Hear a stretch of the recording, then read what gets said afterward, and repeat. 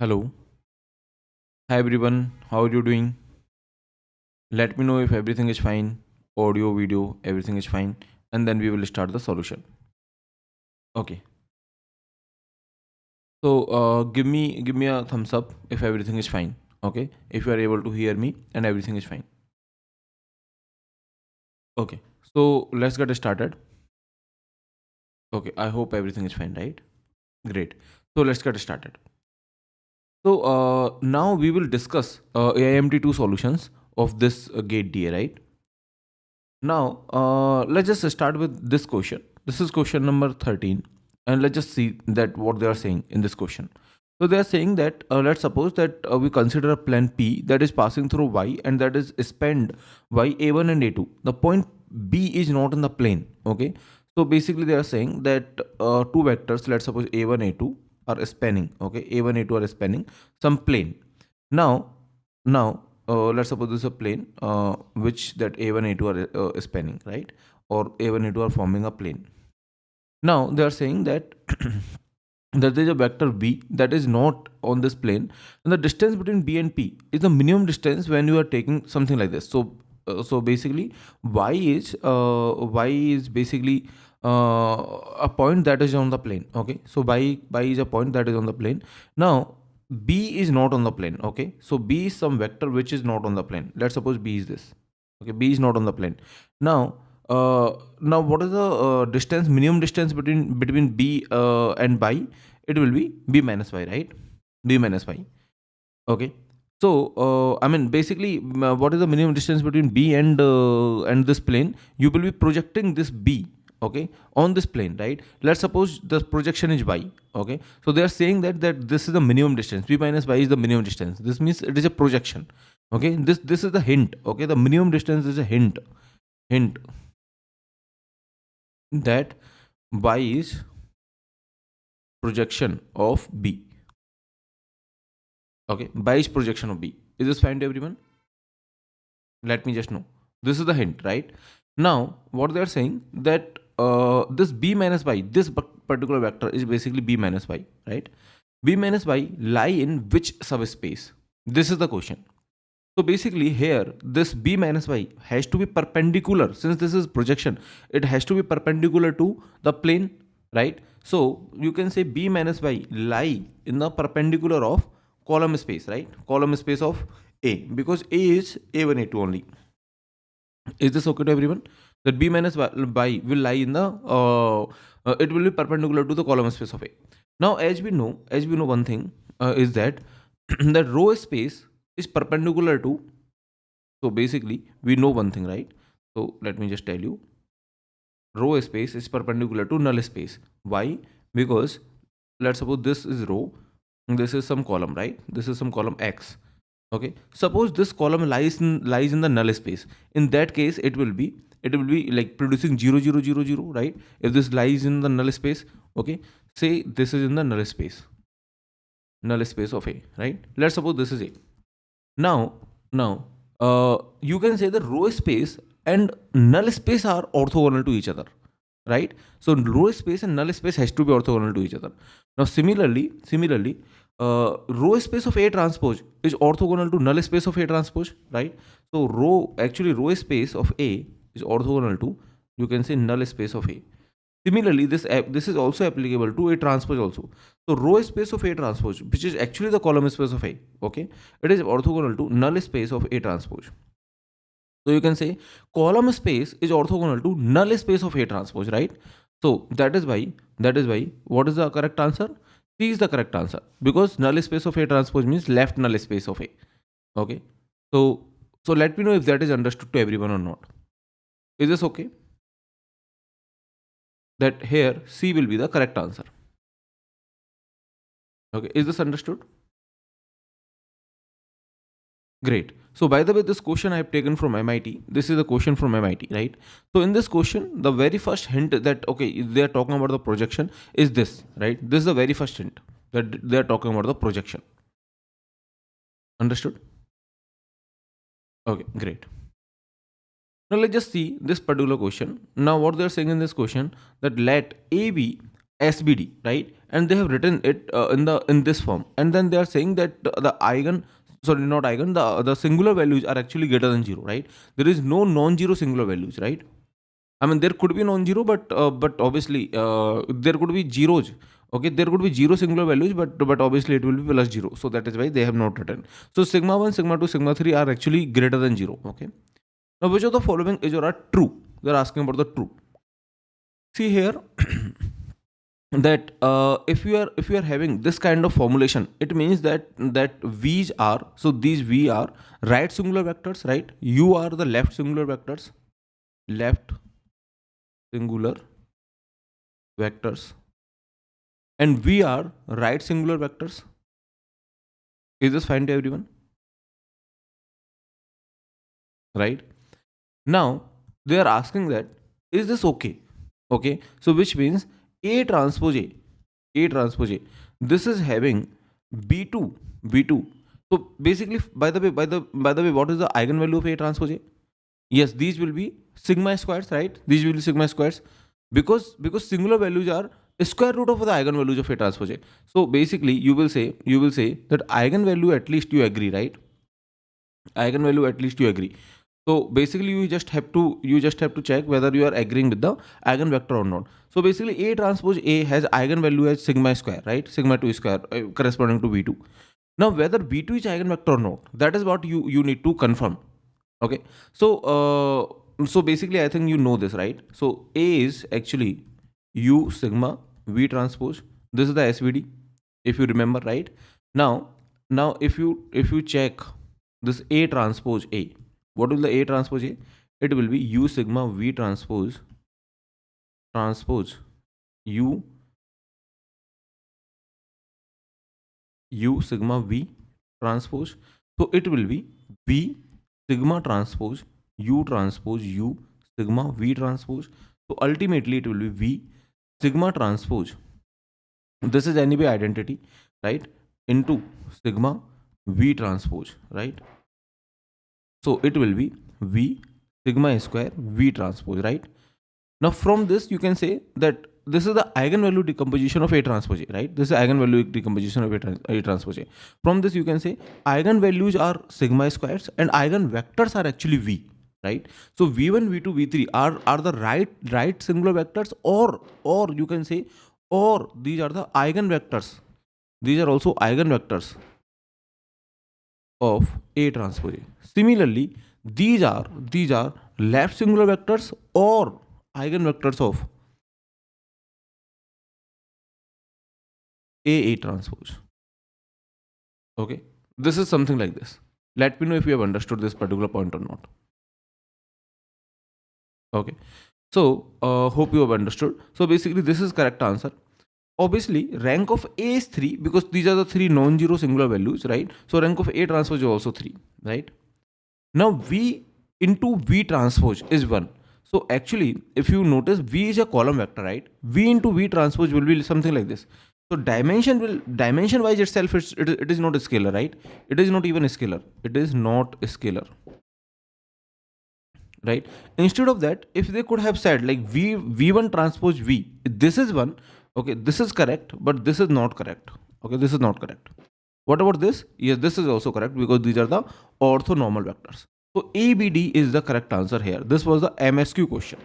Okay, this was MSQ question. It was a nice question. How many of you were able to solve this question in the exam? Let me know. Okay. Now let's move to the next question.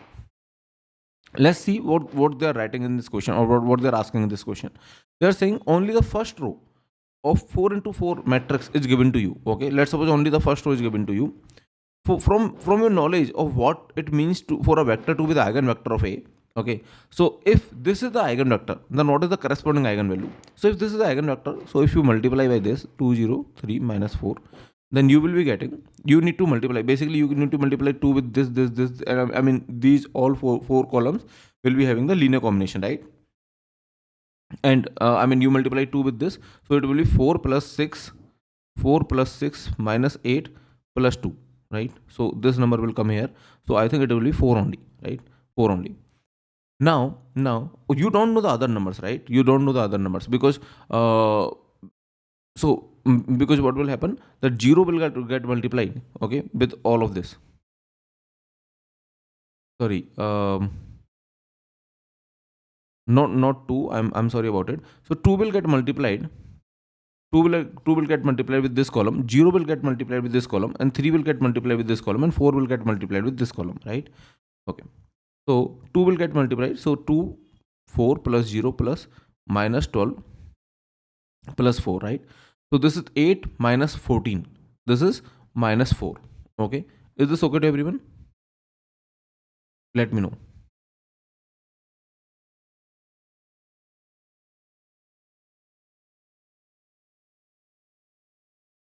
um, this is 4, or this, is there anything wrong? 4 plus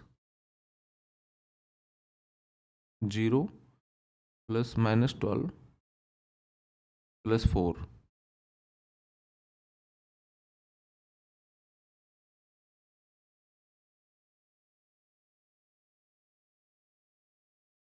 I think there is something that we are missing, right?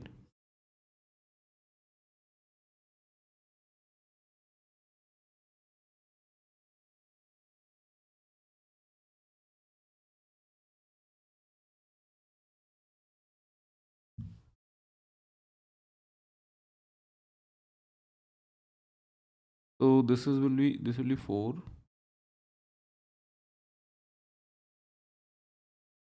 Okay, I think this is minus 4 actually. Okay, I think I copied it wrong. Okay, this is minus 4. I was assuming this is 4. Okay, sorry. So this is minus 4, right? So in that case, it will be minus 4. It will be minus 4. Okay, so ultimately it will be minus 12 actually. Okay, so it will be minus 12. So in that case, you know that if you multiply this matrix by this vector, then ultimately this vector, if this is the eigenvector, then this vector has to be multiplication of this. So basically, you can write this vector as 2 into, I mean something, right? So it will be minus 6. So you can say minus 6. So basically, minus 6 will be the eigenvalue. Why? Because if you multiply these two, then it will be minus 6 into this vector, right? Minus 6 into this vector. So basically, minus 6 is eigenvalue.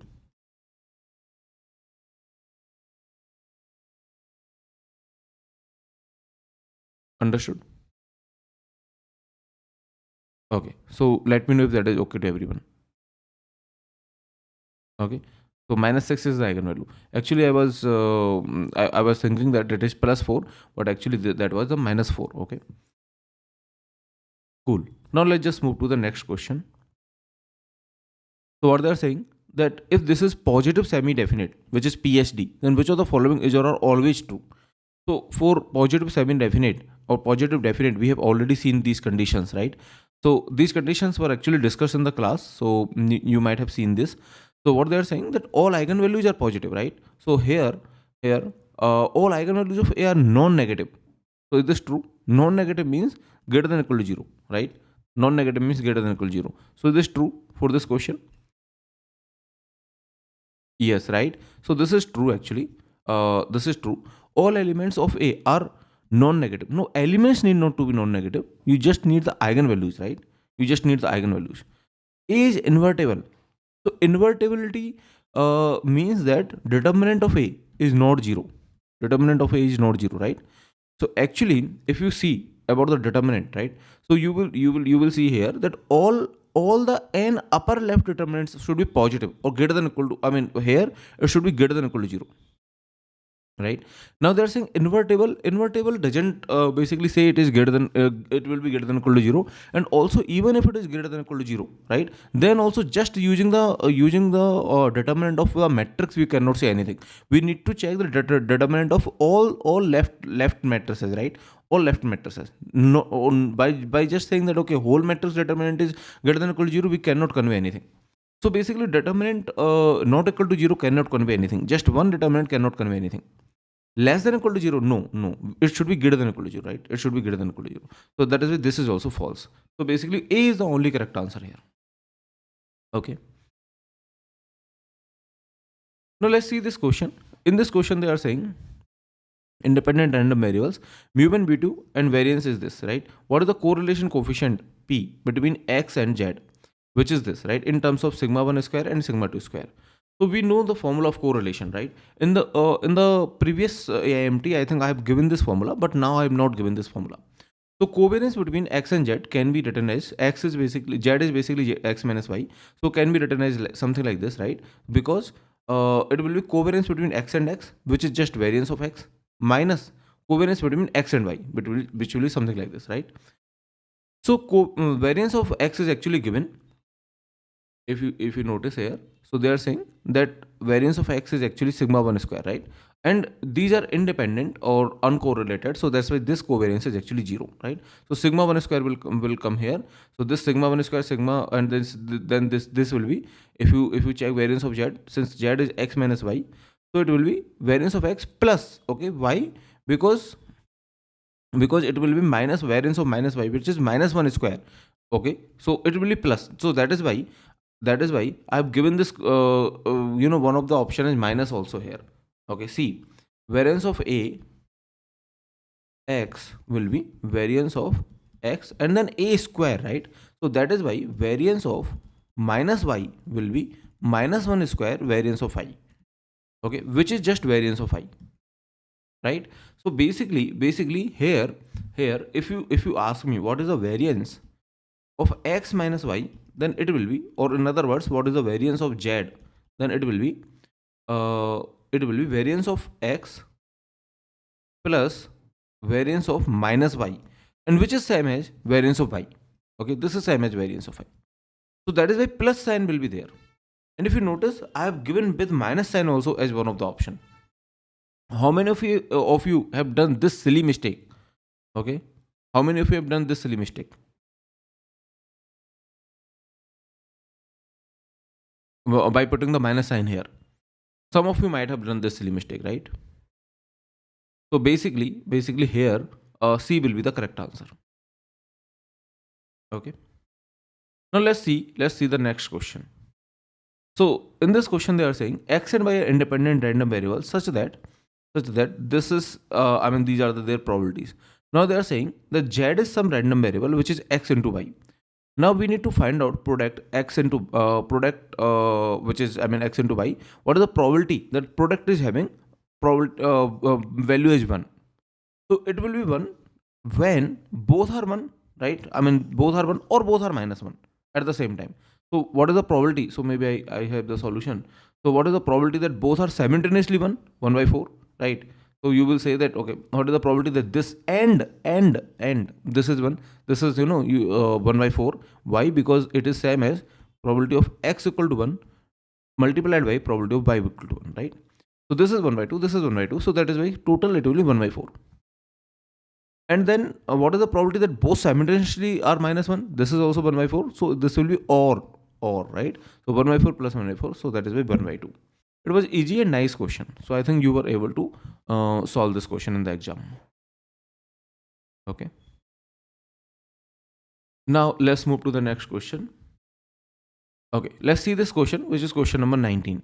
It was easy question actually.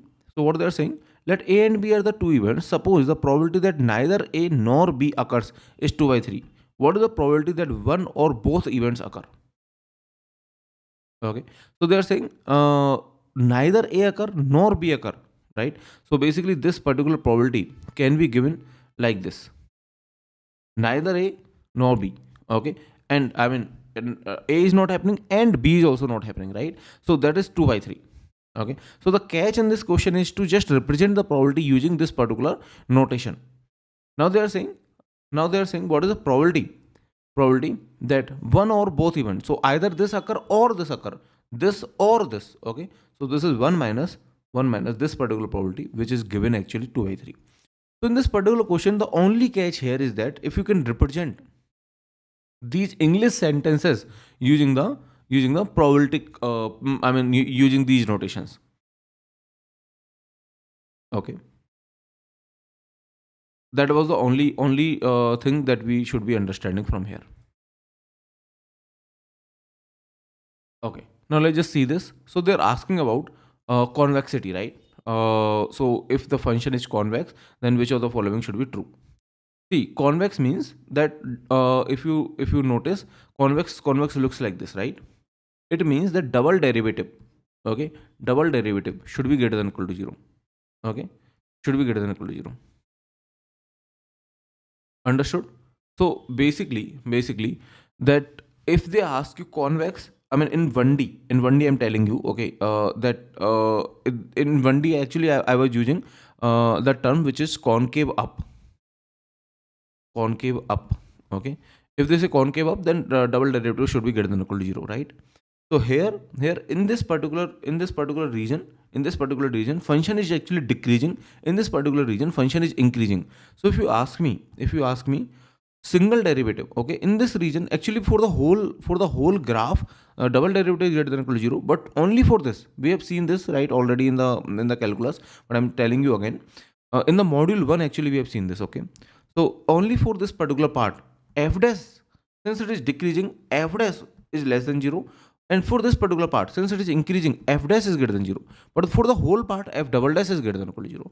So basically for the convex or the concave up, f double dash is greater than equal to 0. But if it is multi-dimensional case, in that case you will be saying instead of greater than equal to 0, we know what to say, right? We will be saying it positive semi-definite. Okay. See, it could be positive definite if it is strictly convex. I mean, it is never equal to 0, but it can be equal to 0 also. So that is why we will say it is positive semi-definite. Okay. So positive semi-definite means this should be greater than equal to 0. Okay. So A actually here means the A is a Hessian. Okay. Or maybe I can just write it with H, or maybe with the same notation that they have used. Okay. So they have used this notation.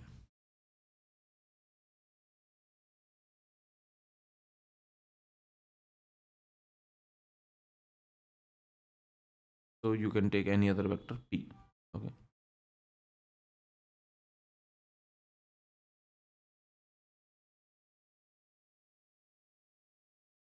Okay. So this was the question that we have asked. I think that was based on the definition. You may have got it correct, you may have got it wrong, but now I hope this question is clear, right? Let me know if there is any doubt. Okay. Now let's see this question. This is the next question. So in this question, they're asking about the limit, right? So for this limit, since this is having the rational pair, so you can multiply with the 2x plus 23 plus 5. Okay, you can multiply with this term 2x plus 23 plus 5. So numerator will be 2x plus 23 minus 5 square, and denominator will be something like this, right? Now since the numerator is sorted, okay, if you put now 1, so what it will be, it is minus 25, this is 23, so it is minus 2 and 2x minus 2. Now if you put, okay, so even after doing the rationalization, I think you are getting 0, right? This is minus 5 square 2x plus 23. This is 25. 23 minus 25 will be minus 2, and then this will be 2x minus 2. Okay, so what can we do here? Can you tell me what can we do here? Should we directly apply L'Hospital rule? I mean, we can apply L'Hospital rule, but can we solve it using the rationalization?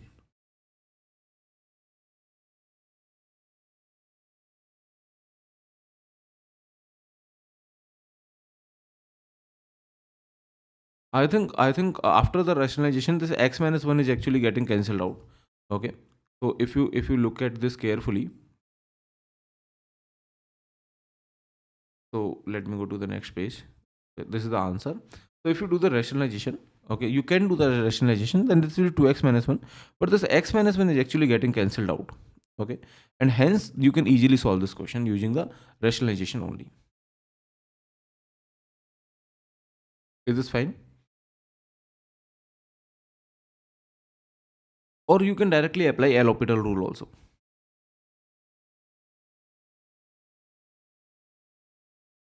Okay. Now let's see this question. In this question, they are saying you're using one NN classifier with L2 distance to classify males. The training set has N examples and the validation set has M examples. Okay. So the training, you have N examples. And in the validation, you have M examples. Assume computing L2 distance between two emails takes the constant time. What is the asymptotic time complexity of computing the validation error? Okay. So validation error means you actually need to have for all of these M elements, you actually need to first classify them, right? So you need to check the distance with basically you will be taking whatever is the nearest, right? I mean the first nearest. So you need to check the distance with n elements. Okay. So what will the answer here? For each of the m elements, you need to check the distance with m elements. So what was your answer for this question?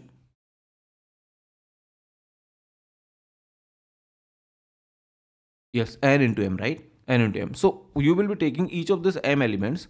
Okay. Now let's suppose this is validation set,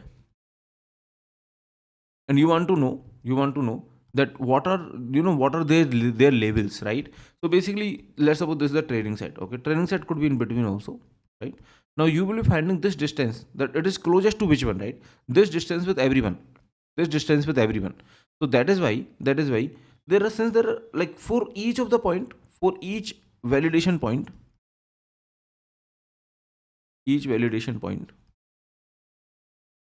there will be n cost, right? Because you are finding the distance with n elements. So that is why for m validation points, this will be order of n into m. Okay. Is this understood to everyone? Yes. So B is correct answer. Okay. Okay. Now, which of the following property is true about the original perceptron algorithm? I mean, the main perceptron algorithm that we have without any modification. So the perceptron always converges to the best linear separator for a given data set. No, if see, in the perceptron, if the data set is not linearly separable, then perceptron may not need to convert, right? Converge. So the convergence criteria for the perceptron depend on the initial value. No, convergence doesn't depend on the initial value, right? I mean, it depends on the data set. If the data set is linearly separable, it will converge. So let's see the point number C. If the data set is not linearly separable, then the perceptron does not converge and keep cycling between some sets of weights. Yes, that is true, right? That is true. So C is true. Because if it is not linearly separable, then it does not converge actually. Okay, that's the only criteria. If it is linearly separable, then it will converge. If it is not linearly separable, it will not converge. If the data set is not linearly separable, the perceptron algorithm learns a linear separator with the least misclassifications. No, actually it will not converge. Okay. Okay. In not linearly separable, it will not converge at all. It will not converge. Right. So let me know if that is okay to everyone. So by the way, this question I've taken from some university. I mean, all the question actually I've taken from some universities. Okay. So now let's move to the next question. Let's see that what they're asking. In this question was related to ROC curve. Okay, this question was related to ROC curve. Let me quickly remind you what was the ROC curve. So we have false positive rate and true positive rate in the ROC curve. So how to calculate false positive rate? It is basically based on this. So false positive rate based on this column, true positive rate is based on this column. Okay. So true positive upon total actual positive, it is true positive rate. False positive rate is basically false positive upon total actual negative. Okay. Like this. Okay, let's read out this question and let's see that what they're asking in this question. So I hope everything is understood till this point, right? Okay.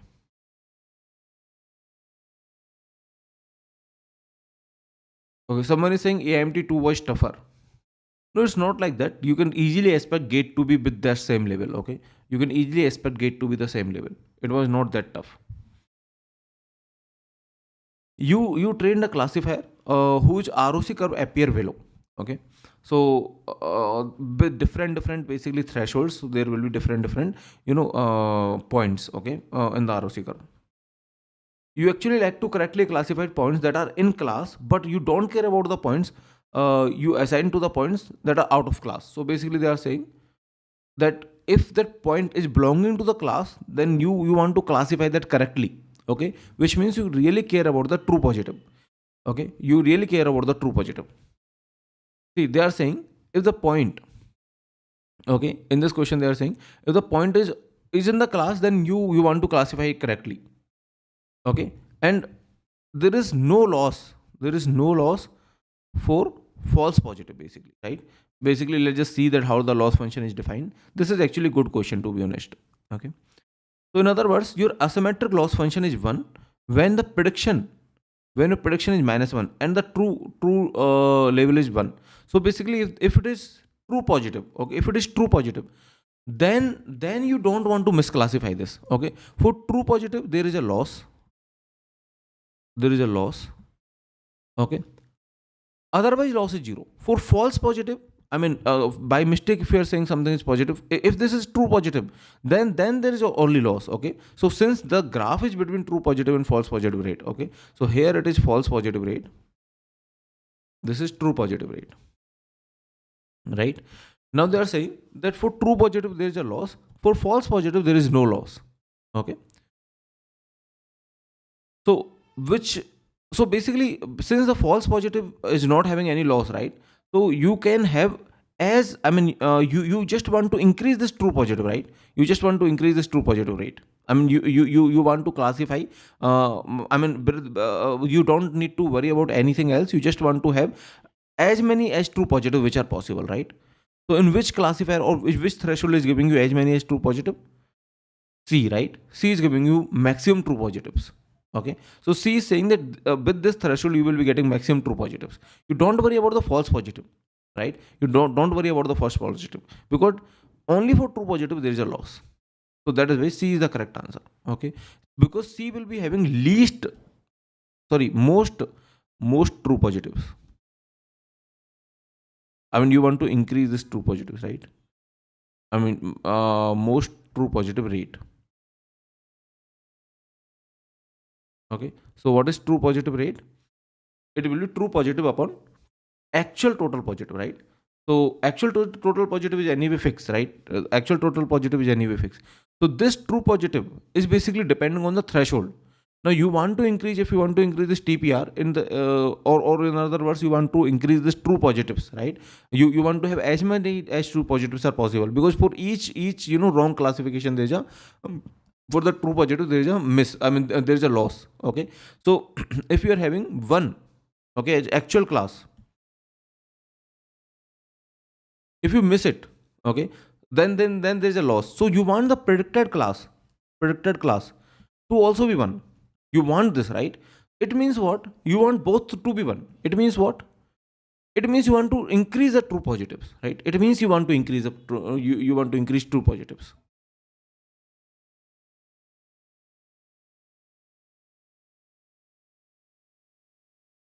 Okay, I hope you understood. Now let's just move to the next question.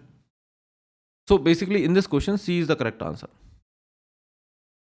Okay, because you want if the actual class is positive, you want the predicted class to be also positive. You don't want to take any chance on this actual class if it is positive, right? So it means you want to increase true positives, right? So if you want to increase true positives and you don't worry about the false positives, then C is the correct answer, right? You want to this will be having maximum true positives. Now let's see this question. What they're saying in this question is that consider single link and complete link hierarchical clustering. So what is single link? It says that you basically merge which are very close, right? In complete link, it says that, I mean, the distance between two cluster is basically the distance of maximum, I mean, the farthest point, right? This is the distance in complete link. Now they are saying, is this possible for a point to be closer to the points in other cluster than to the points in own cluster? Okay, so let's see single link. Suppose these are the points. Okay, these are the points. This is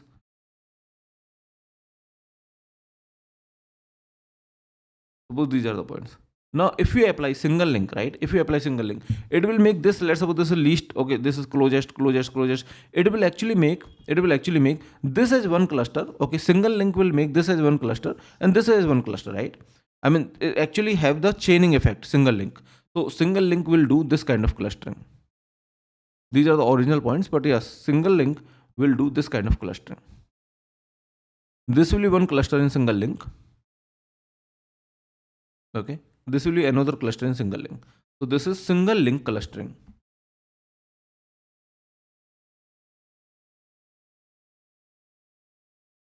Right, this is original points.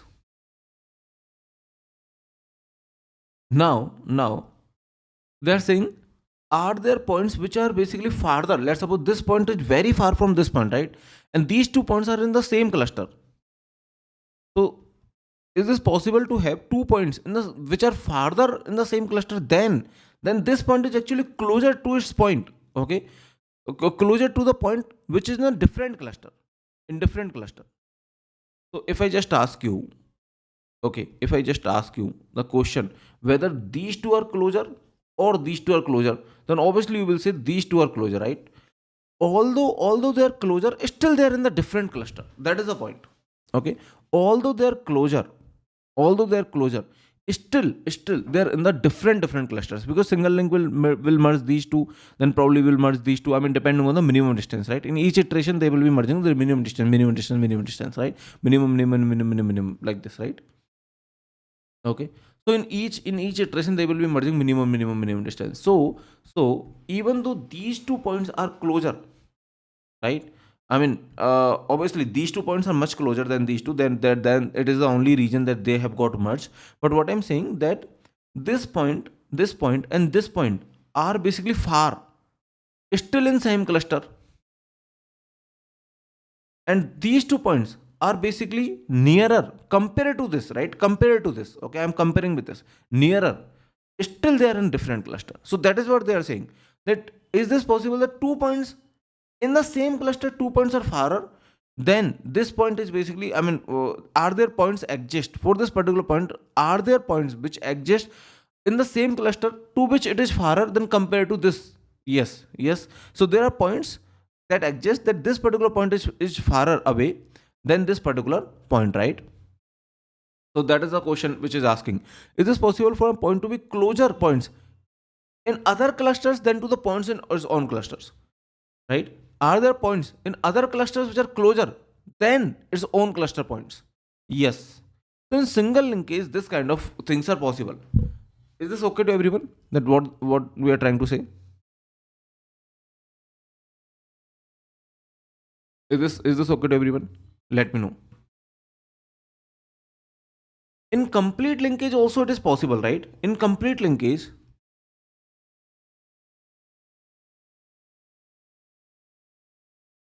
okay, just consider, I mean, a case of complete linkage. So I'm not giving you the same example of this chains. So just consider a case. So basically it is possible that, okay, 2 points are basically here the closure, but they are actually not in the same cluster. Why? Because let's suppose this distance is,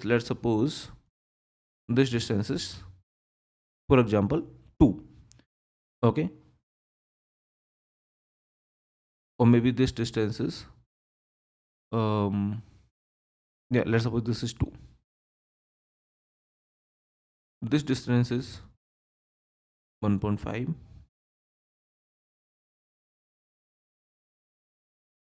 This distance is 1.5.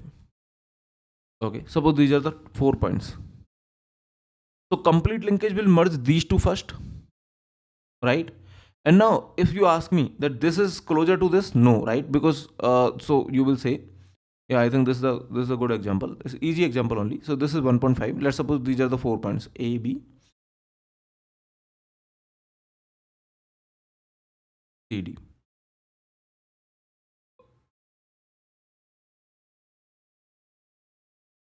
Okay, actually, this should be, maybe I can take more points. You can take this distance to be, let's suppose, not 2. You can take this distance to be, let's suppose, I want this distance to be closer, right? So, just a second. Okay. So basically, I want the points which are, I want these 2 points to be in different cluster, and these 2 points to be the closure, right? And let's suppose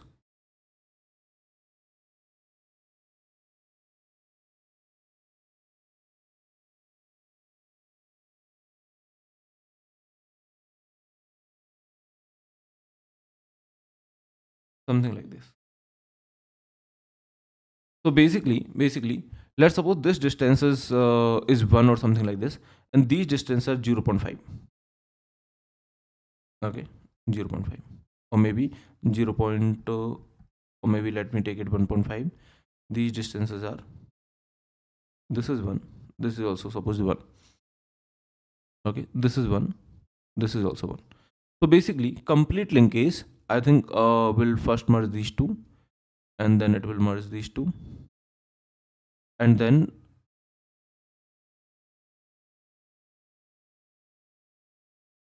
maybe I can have points in 2D.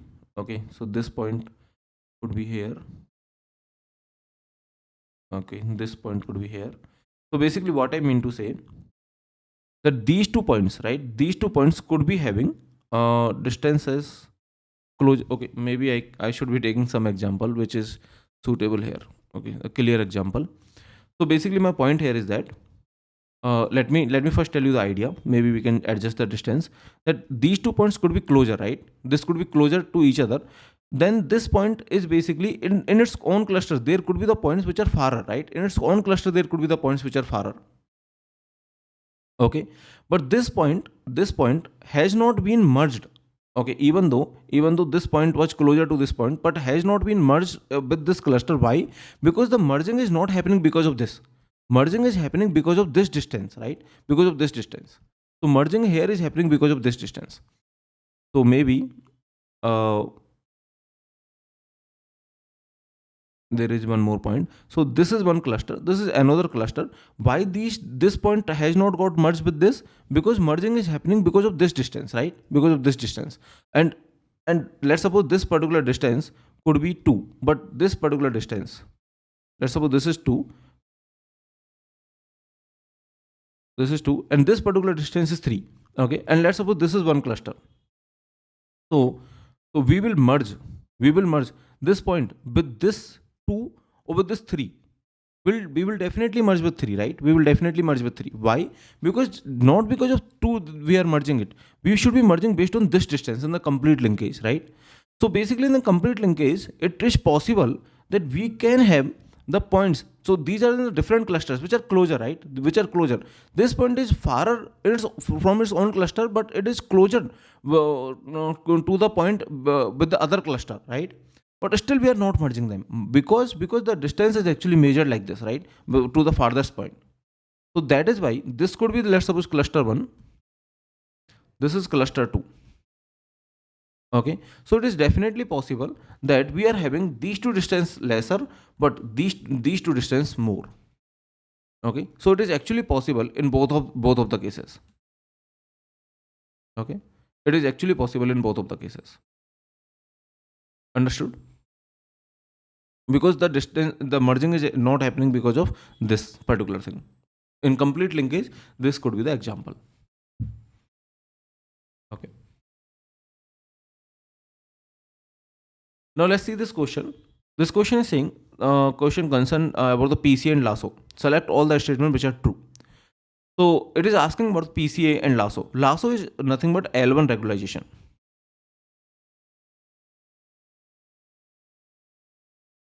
Okay, since these are standard terms, so that is why I have not given the full form, but they may give the full form in exam also, may not give, because these are very frequently used and standard terms. Okay, So PCA and LASSO can be both used for the dimensionality reduction. Is this true? Let me know. Yes, right. So this is true. PC and LASSO both, because PC is a standard dimensional reduction technique. LASSO basically makes some of the features. Okay, makes some features to be zero. Right. LASSO makes some features to be zero. So that is why both can be used for the dimensionality reduction. LASSO selects a subset, not necessarily strict subsets or of original feature. Yes, that is true, right? I mean, since it makes some of the features coefficients to be zero, so it is just taking a subset of it. It is just picking a subset of it. This is the major difference. Okay, you just read B and D. Okay, D is saying PCA produces the features. It is not picking. It is not picking the old features. It is producing the features that are linear combination of original features. So we have seen this, that this is true. Okay, so what is the difference between PC and LASSO? LASSO picks some original features. Okay, PCA produces new features. Okay, that is the main difference between PC and LASSO. Is this understood to everyone? Okay.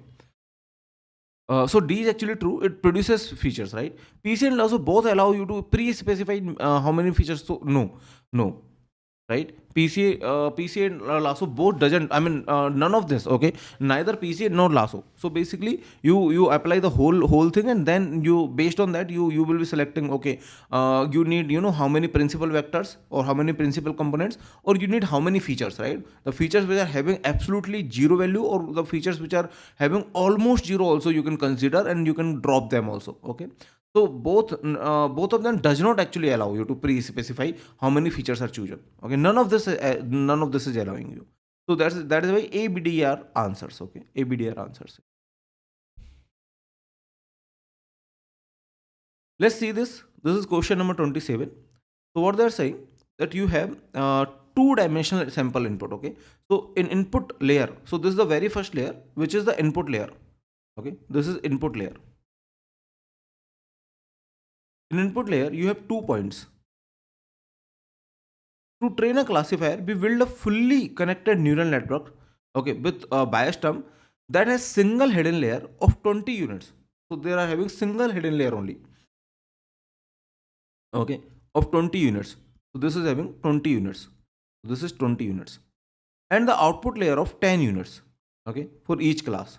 So there will be 10 units output layer. How many parameters do you have? So the bias terms are also there. So for this particular matrix, you will be having 20 into 2 weights, right? Plus 20 into 10 weights, right? And how many bias terms you will be having? Will you be having the bias terms for the input? Will you be having bias terms for the input? Okay, so option B, PCU selects a.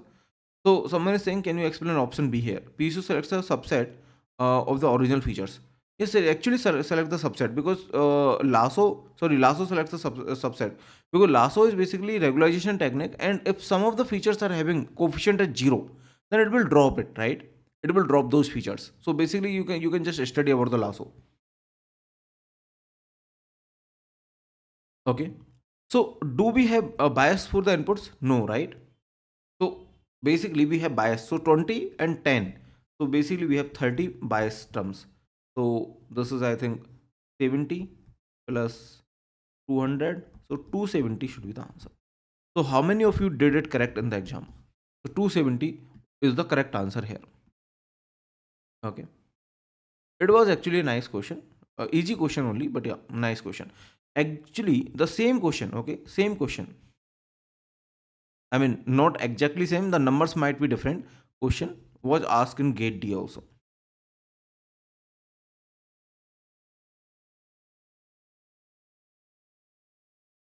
And I have taken this question from Standard University only. Okay. So let me just tell you the link also if you want. I've taken this question from Berkeley. Okay, exact same question, just a copy paste. I have taken this question from Berkeley University. Okay, so this at page 5, I have taken this question. Understood? So from Berkeley University, I have taken this question. And exact same question with the values changed, obviously. These questions have been asked in, this question have been asked in Gate D also. Okay, 2024. Now let's move to the next question. Okay, so this is question number 28. Right? This is question number 28. Now what they are saying that assume my list is this, right? Assume my list is this. What is the expression my list colon -2 evaluate to? So basically this is -1, this is -2, and if you are writing colon -2, so basically it will give you everything before -2 only. Okay, so Bastille and Cookie should be the answer. So A is the correct answer here. Okay, great. Now let's move to the next question. So they're asking about the in-order traversal. So for the in-order, you can just do the projection. Okay. So for the in-order, the best way to find out the in-order is to just do the projection here. So what is the in-order? D, E, F, G, H, K, R, S, V, Y. D, E, F, G, H, K, R, S, V, Y. So I think B is the correct answer. Okay. Very easy. So in this question, they are asking which of the following input will produce a binary search tree, which is given here. Okay.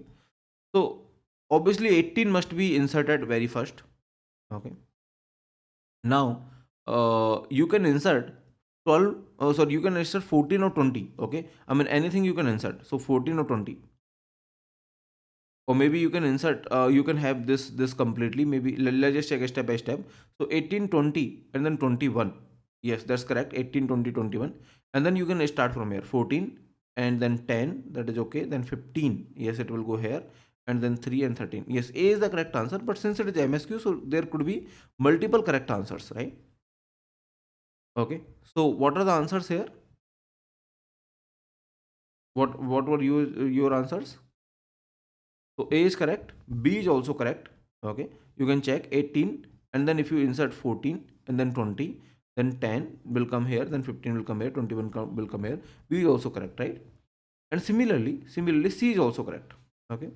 So 18, 14, and then 20, then 10, then 15, then 21 will come here. Then in this 3 and 13, you can see in B and C the only difference is 3 and 13. You can definitely exchange, right? You can definitely have 13 first or 3 first, doesn't matter. Okay, so that is why A, B, and C are the correct answers.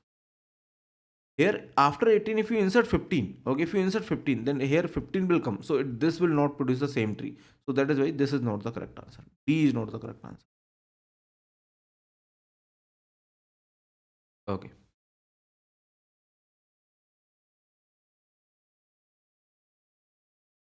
Okay, don't worry. Prankush is saying that मैंने 29 को 20 पढ़ लिया था. 29 और 20 को 29 पढ़ लिया था. Where is 29 here? अभी भी आप गलत ही पढ़ रहे हो शायद. 29 तो है नहीं. आपने शायद 20 को 29 पढ़ा हो. Okay, but yeah, this silly mistakes actually happens. So don't worry because this is just AIMT. You need to be prepared for your final exam. Okay, so that is how you will be preparing.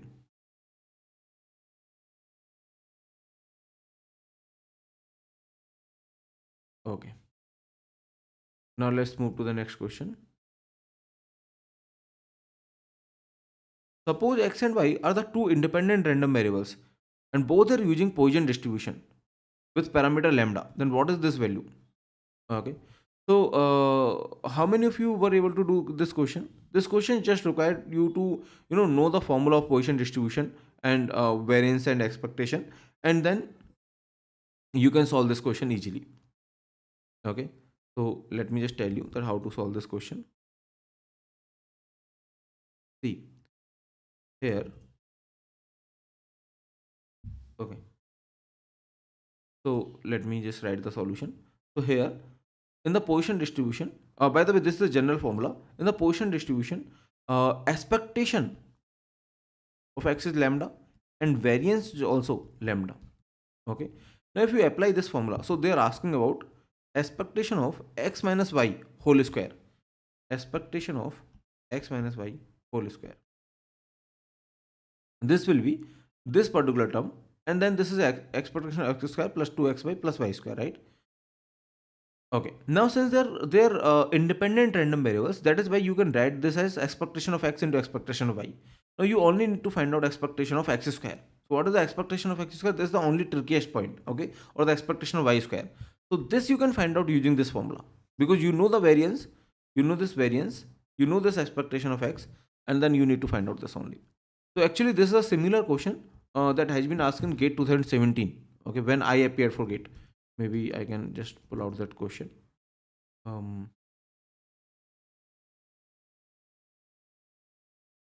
Let me just tell you that question also.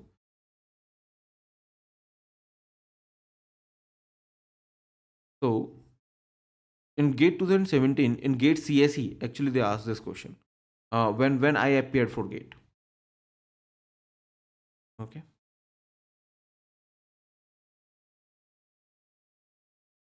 See, in GATE 2017, the similar question they've asked regarding the Poisson distribution, and they're asking about the expectation of this. Now just try this question as in homework. Okay, it will be a good practice question, and this question and that question is actually same. Just try this question as an homework. Okay, this is actually going to be the good practice question.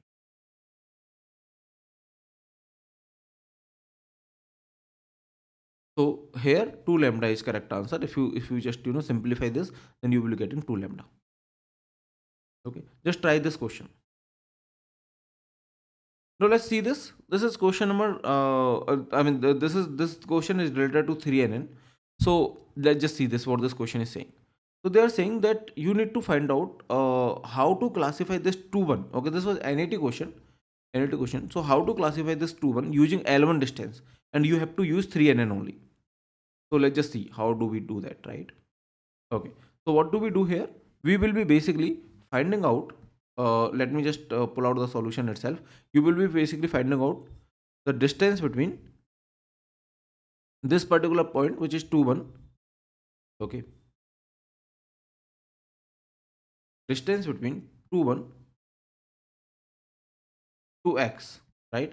So basically 2-1 to 0-0, it is nothing but 2 plus 1, which is 3, right? And 2-1 to 1-2, it will be nothing but 2 minus 1, which is 1, and 1 minus 2, which is again 1, 1 plus 1, which is 2, right? Where it is very easy to find out the distance. And now since these are the distances, so you can say these three are the closest one, and then you can check these three labels, right? So what are the labels of these three? 1. I mean, among these three, major T is 1, right? So major T is 1. So you will say that it will be classified. Okay, 2-1 will be classified because the major T is 1 here. 1. I think this is 1-1-0-0. Okay. So based on these 3 points, okay, you will say the classified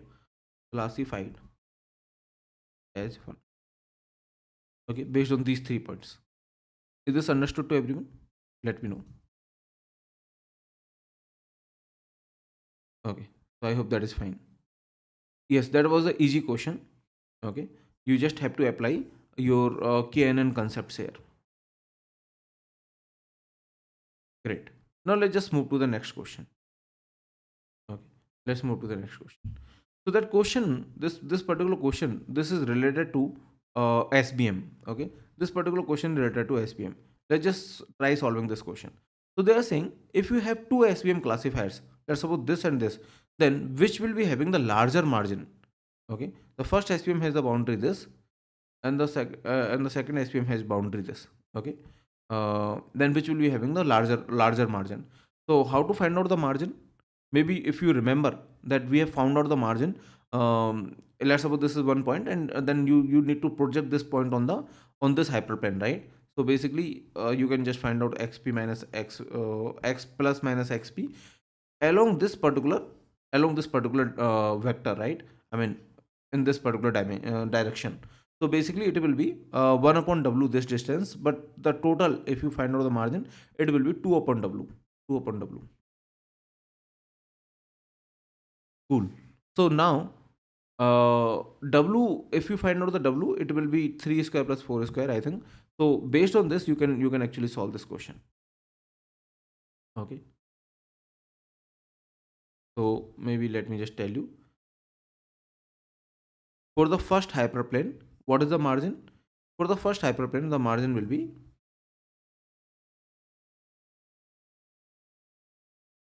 2 upon W. So 2 W means length of this weight vector, right? It will be 3 square plus 4 square. So it will be 2 upon 5. So first, this is 2 upon 5. This is the first hyperplane. For the second, it is 2 upon 13 actually. Okay. For the second hyperplane. For the first SVM, this is the answer. For the second SVM, this is the answer. Then obviously, if this number is larger, then ultimately this number is smaller. So this 2 upon 5 is larger than 2 upon 13. So first is having the larger margin. So you will say this is having the larger margin. Is this understood to everyone? Yes. This was also easy question. Okay. If you know margins and all, then this question was also easy one. Right? Okay. Now let's see this question. What they are saying. We are doing a binary classification on class 1, 2.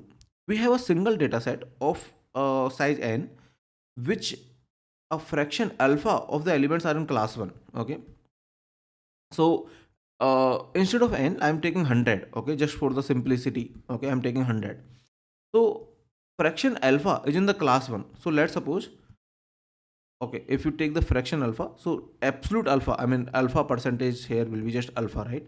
So basically alpha numbers are in class 1. Alpha are in class 1. So 100 minus alpha is in class 2, right? Is in class 2. To construct a test set, we randomly choose a fraction beta of the data set into the test set, keeping the remaining elements in the training set. So if we want to basically construct the test set, what we are doing, we are randomly choosing beta. Okay. So basically we are saying, okay, beta percentage, fraction beta we are choosing in the test set and keeping the remaining in the training set. So basically they are saying that 100 you have total, right? 100 you have total. In actuality, alpha is in the class 1 and 100 minus alpha is in class 2, right? Now out of this 100, you want to actually make train and test. You are saying, if you want to make train and test, you are saying beta you will be taking in the test set. Okay. So let's suppose beta you are taking in the test set. Then 100 minus beta is in the train set, right? We would like to avoid the situation where the training or test either class appear less than 0.1 n times. So basically we don't want in the train set, we don't want basically 0.1 n. 0.1 means n means 10. We don't want lesser than 10. Okay, we don't want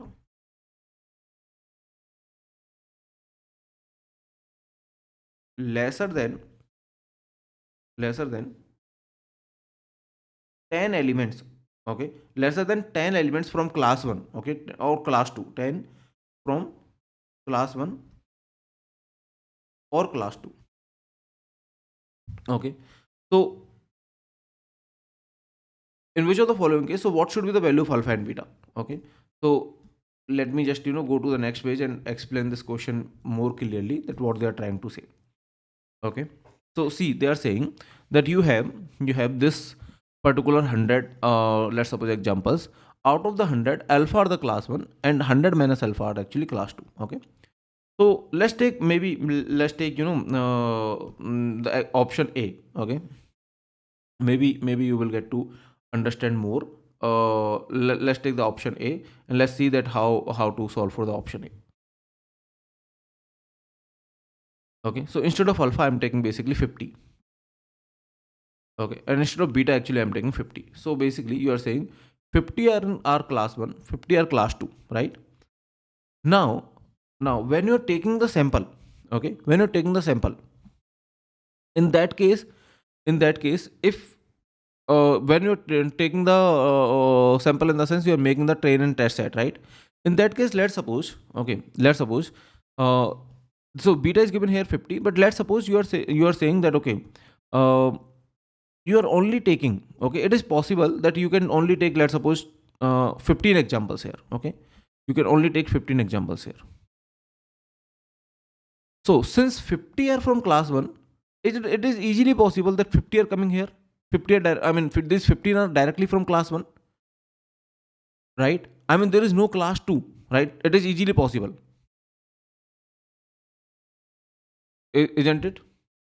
See, if you take only 15 here, only 15 here, then it is easily possible that all of these 15 are from class 1,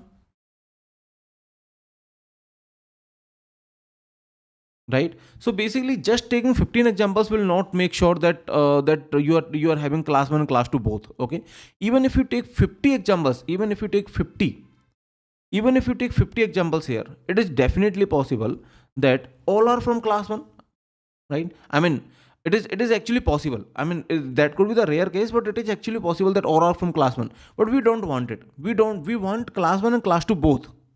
Okay, so basically if it is 50 and this is also 50, then it is actually possible that all are from class 1, right? So in a actually it is possible that all are from class 1, right? But we want class 1 and class 2 both. So basically let's just take this option.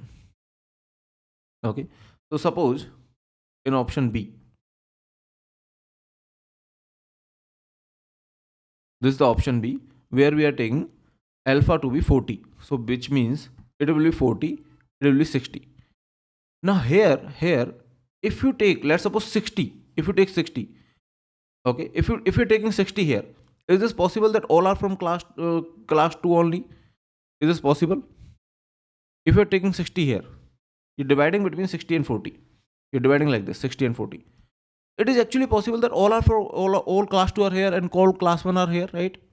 So that is why this is also not making sure that we are having class 1 and class 2 both here, right? Let's take the example, or let's take the option C, which is saying alpha is 20, which means this is 20 and this is 80. Okay, this is 20, this is 80. Now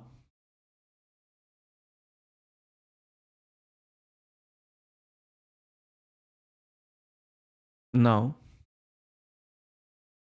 let's just see. Okay, suppose beta is 70. Beta is 70 means in train set, no, sorry, in test set you are taking 70, because beta 70 means in test set you are taking 70 and here you are taking 30. Okay, in this case is this possible? If you are taking 30 here, in this case is this possible to have only class 1, only class 1 or only class 2 in one of this? No, right? Even in the worst case, even if you have only majority class 1, then also you have 10, at least 10 from class 2. Okay, you have at least 10 from class 2. Even you okay, so since these are the 80, right? uh so basically the question is saying that you will be having about the situation where in the training or test set either class appears less than 0.10 times. Okay,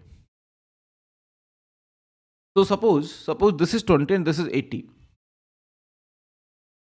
Now is this possible to have only from class 1 here? Let me know.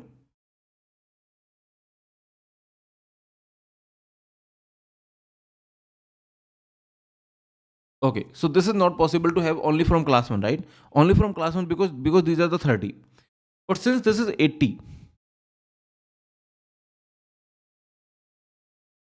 since this is 80, so is this possible to have all of this from class 2 here? So I think this is possible, right?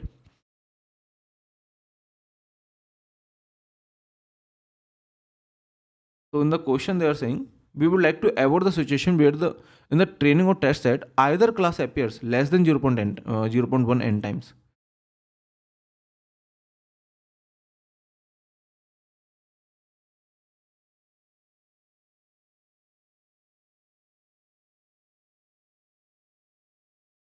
In which of the following situation does this occur?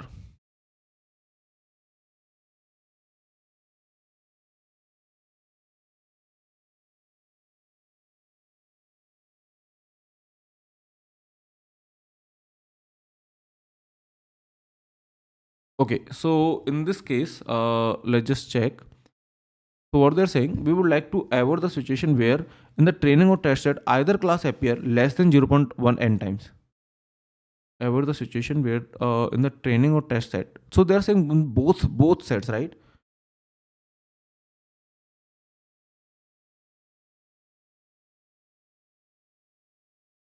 Or maybe I think in the question they only want to say training.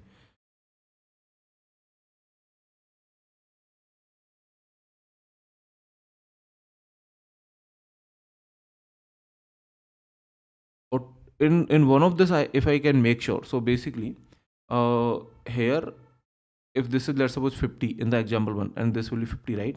50 examples. Neither in this nor in this we are making sure. Here if it is 60 and this is 40, here also I think in neither in this nor in this, because 60 can go here, 40 can go here, right? We are not making sure. Here at least we are making sure in the train set, and let's just check with the option D. Maybe the question needs to be little bit modified in the language, but let's just check the option D first. So this will be 30, this will be 70.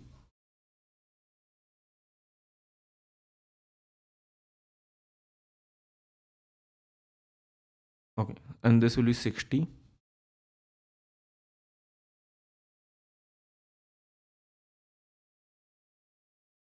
This is 40, right?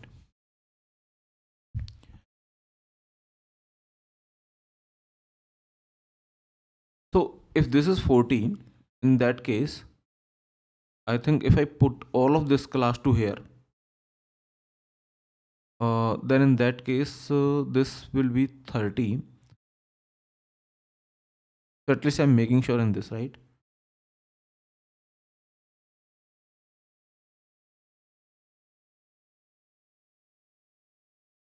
Then I'm making sure in this. So then D should also be the answer. Let me just check what are the answers here.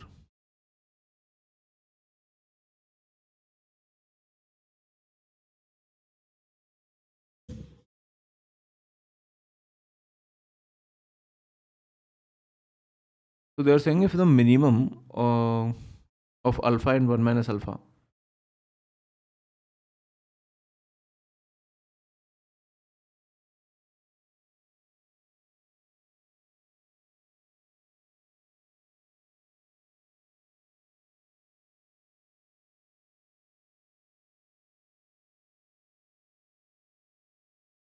So let's just read out the question again. Maybe we are missing something from the question. So we are doing a binary classification. We have the single data set of size n, which a fraction alpha elements are in the class 1. To construct the test set, we randomly choose the fraction beta of the data set to put in the test set. Okay. Keeping the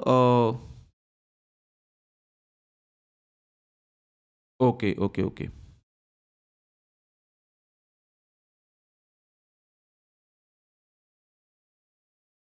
So we are taking the random fraction here. So from 100,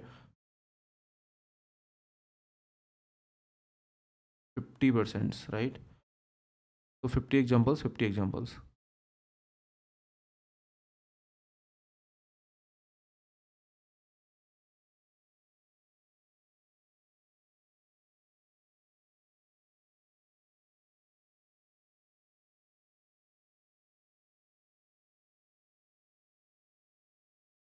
So basically we are taking the random set, right? So the question here is that we randomly choose a fraction beta of the data set to put in the test set. Okay. So maybe they want to say that if this is n, then alpha fraction, which means you can say, alpha fraction is in the class 1, and then one okay, some, like you can say 1 minus alpha fraction or something like that is in the class 2. Some fraction is in the class 2, right? Now here if you are making the test set and the train set, then you're taking beta fraction of this n randomly you're taking. So if you're taking the beta fraction of that, then alpha into beta, this much fraction of class 1 will come. this much fraction of class 1 will come, right? And similarly here alpha into 1 minus beta, this much fraction of class 1 will come, because we are taking the random. Okay, from this we are taking the random fraction. So if alpha fraction is this, then if this is the percentage, okay, so you can say then this will be the 100 minus alpha, or maybe you can say I mean if you want to multiply by the n, so it will be you can say it will be n into alpha by 100, right? So these many elements are in the class 1, and these many elements, so n minus n alpha by 100, which is 1 minus alpha by 100, something like this, right? So these many elements are in the class 2. Now if we are randomly taking, then beta fraction of the alpha will be I mean if we are taking the beta fraction, then beta of this and beta of this also will be in the test set. So in the test set, the class 1 will be alpha into beta. So that is what they are saying, that we are taking the random selection. Okay, if you're taking the random selection, then alpha into beta will be in the alpha into beta portion will be in the class 1 in the test set, and alpha into 1 minus beta is in the class 1 in the train set, right? And similarly for the class 2 it will be in terms of the fraction. So if this is n, alpha class 1 minus alpha will be class 2. Okay, then this is beta in the test set. So alpha beta in the test set, alpha beta from the class 1,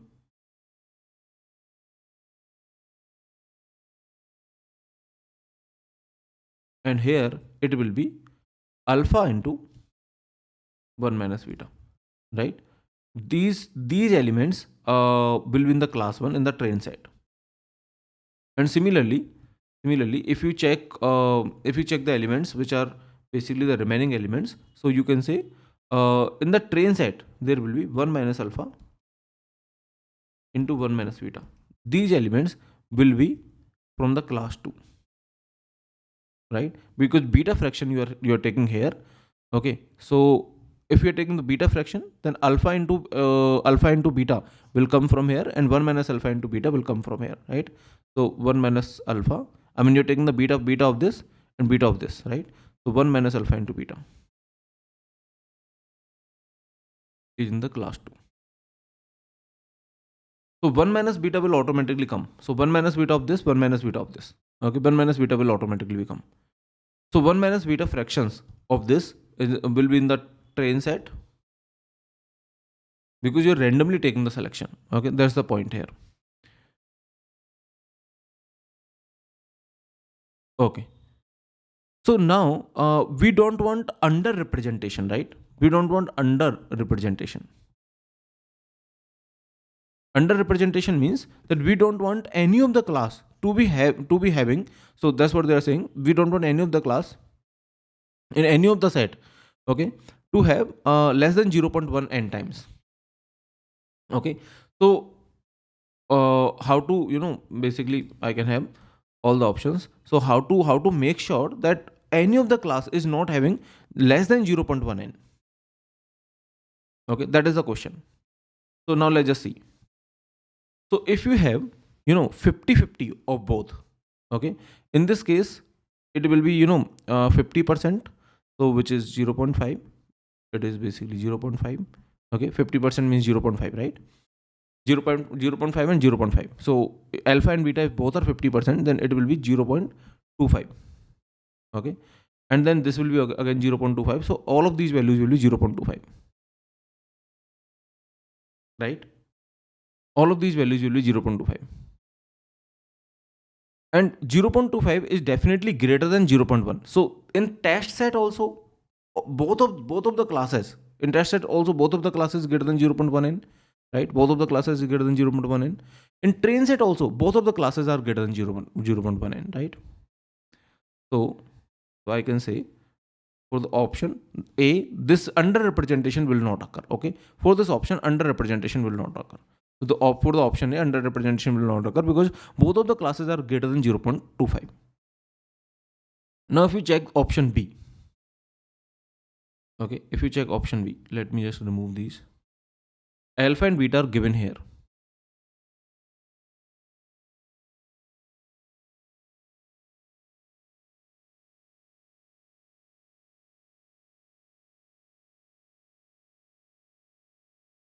Okay. So alpha is 40. So this is 0.4 and this is 0.6. So this is 0.24 and this will be 0.6 and then this is 0.4, right? This is 0.4. So basically this is also 0.24. So it is greater, and similarly if you multiply alpha and beta, this will be, I think, sorry, alpha is 0.4, this is 0.1 minus beta is 0.4, right? And this is 0.16. Alpha is 0.4 and 1 minus beta is alpha is 0.4, so this is 0.6, this is 0.4, so this is 0.24, right? Now similarly if you check this, so both of this, I mean you can check this, both of these classes will be greater than 0.1n. So you can quickly check this. Alpha into beta will be how much? 0.4 into 0.6, this is 0.24, this is 0.6 into 0.6, this is 0.36, right? All of this is actually greater than 0.1, right? All of this is actually greater than 0.1. So that is why here also underrepresentation will not occur. What about C? Option C. In option C, it is 0.2, this is 0.7, and then this is 0.3. This is okay. Okay, is this okay? This is 0.3 and this is 0.2.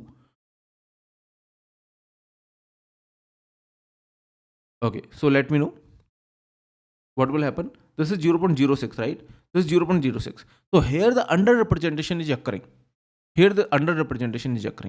So here basically in class 1, you are having less than 0.1n. Okay, so that is why you will say in this particular case underrepresentation is occurring. Okay, so this was actually a lengthy and tough question, little bit tough question, I can say.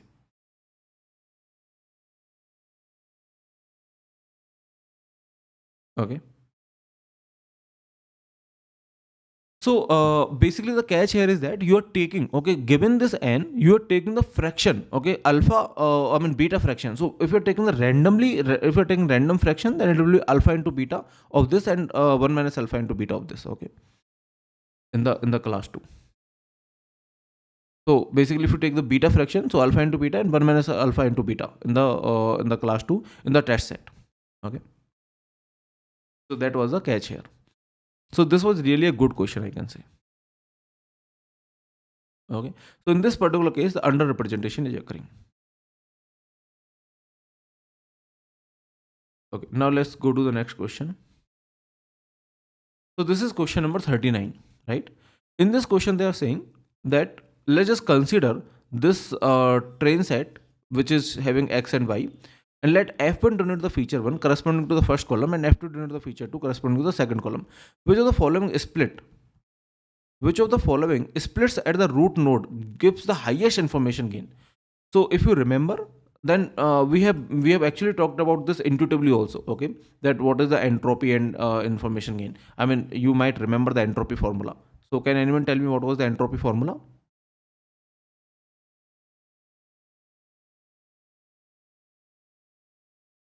So it was pi into log pi, right? Do you remember this? It was pi into log pi, right? So basically summation of pi into log pi. So if you check that which of this condition will give you the highest information, so let's just see this question, that how to solve, right? Now actually if you just split with all of the options, so here we have 2 zeros and 2 ones, right? So these are all the options we have. Let me just paste all the options on the next page, and let me also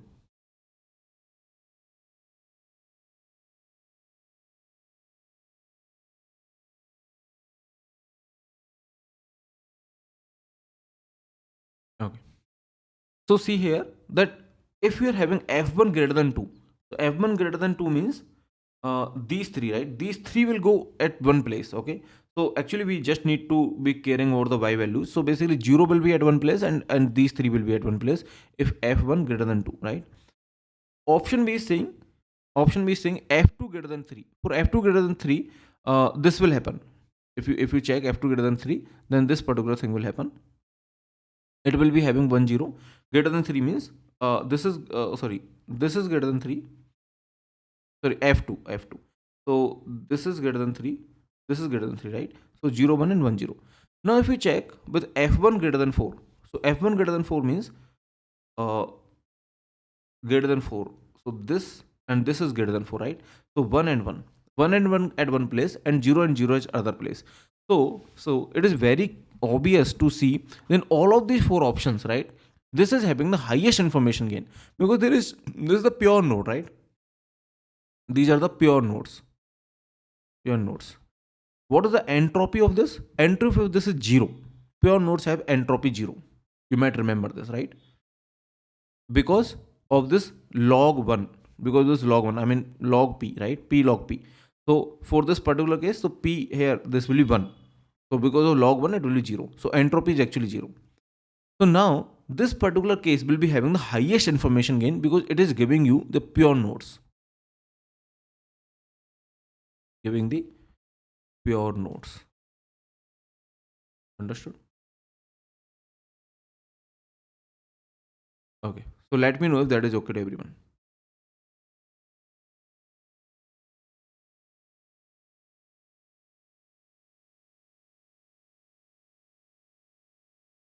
Okay. Now let's see this question. This was question number. This was question related to BST. So BST means binary search tree. So now they are saying node A is a leaf and node B is its parent. Okay. So there is some leaf and there is a parent of it. Which of the following is true regarding B relative to A? So what was your answer of this question? So they are saying B is either smallest element larger than A, or so basically the leaf, let me just tell you, see here, the leaf could be right, I mean it could be right child or left child, right? So so let me just make it. So see, doesn't matter. So B, this A could be the right left child, or this A could be the right child also, right? Let's suppose this is B. This is B. So this A actually could be greater than B. In if you take the in order, then you can see that okay, this could be greater than B. This could be less than B also, right? Okay. So B is either the smallest element larger than A. Smallest element larger than A. Okay. I mean, if you take the in order, then it will be the basically larger than A. This will be the first element, which is larger than A. That is for sure, right? Because it is a leaf. Okay. I mean, if it is not a leaf, then yes, there could be the other elements which is larger than A, and which is not small. So since this is leaf, so there is no other node here. So you can say it is the smallest element. B is the smallest element that is larger than A, because after A, B will come in order, right? So after A, B will come. So small or largest element, or the largest element. So since there is no child value here, so you will say that okay, or the largest element is smaller than A. Yes, this is immediately smaller than A. So that is true, right? Which always the smallest element? No, this is not always the smaller, not always the largest, right? So that is why A is true.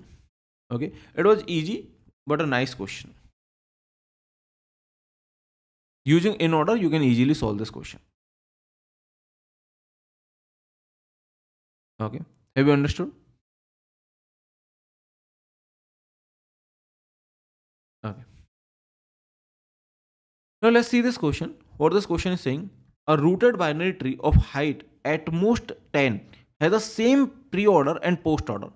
So pre-order means that you are having, so in case of pre-order,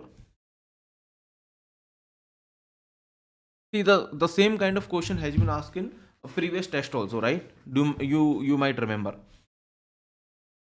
Okay, so suppose that you are having pre-order, so it will be root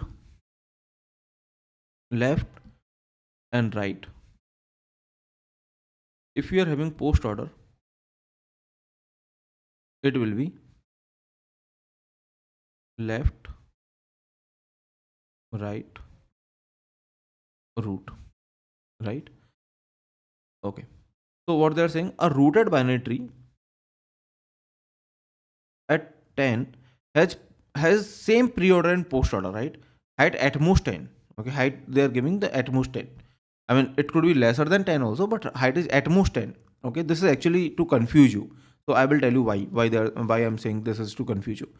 Now, if the pre-order and post order is same, then how they can be same?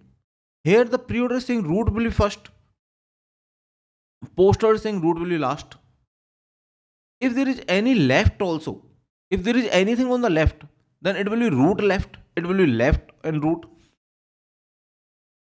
Getting my point?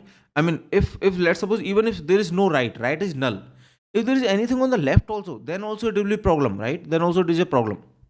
Similarly, if there is anything on the right, if there is anything on the right also, let's suppose there is no left, then also it is a problem. It is root right and this is right root. So it is only possible when there is nothing on the left, nothing on the right. Actually, there is only one element which is root. Okay.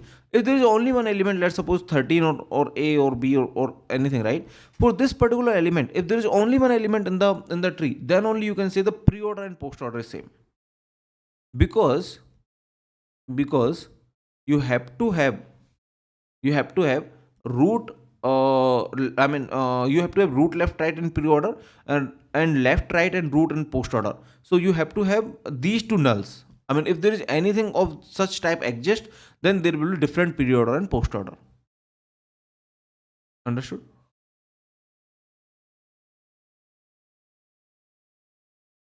Okay. So now let's just see this question, what they're saying. Suppose T is completely filled binary search tree with 7 nodes. The worst case number of comparisons for a successful find in this T is 3. Okay. So let me just draw the diagram.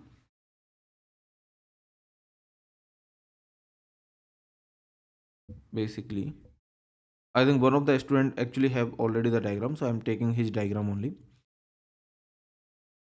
so that I can quickly explain this question.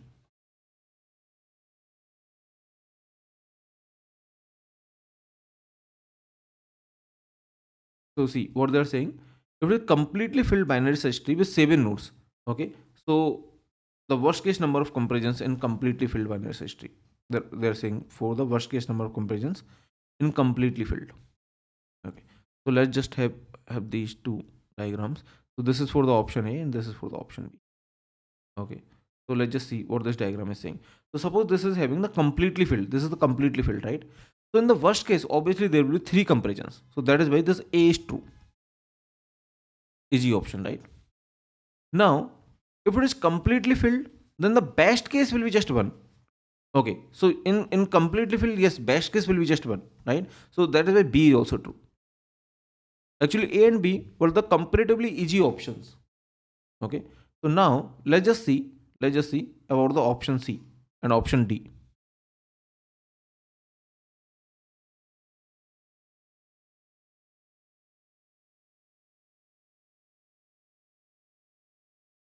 So option C is saying that suppose T is binary search tree with 7 nodes. Okay, binary search tree with 7 nodes and only one of the leaf. Okay, so they are saying binary search tree with 7 nodes and only one of which is a leaf. So basically it is possible only when the tree is skewed, right?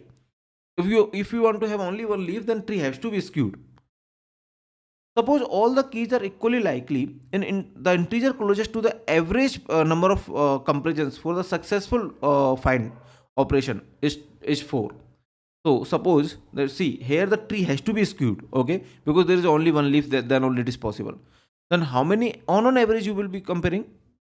If everything is equally likely, so basically maybe you will be comparing, like you can say maybe 1 comparison, 2 comparison, 3 comparison, 4 comparison, 5 comparison, 6 comparison, 7 comparison, right?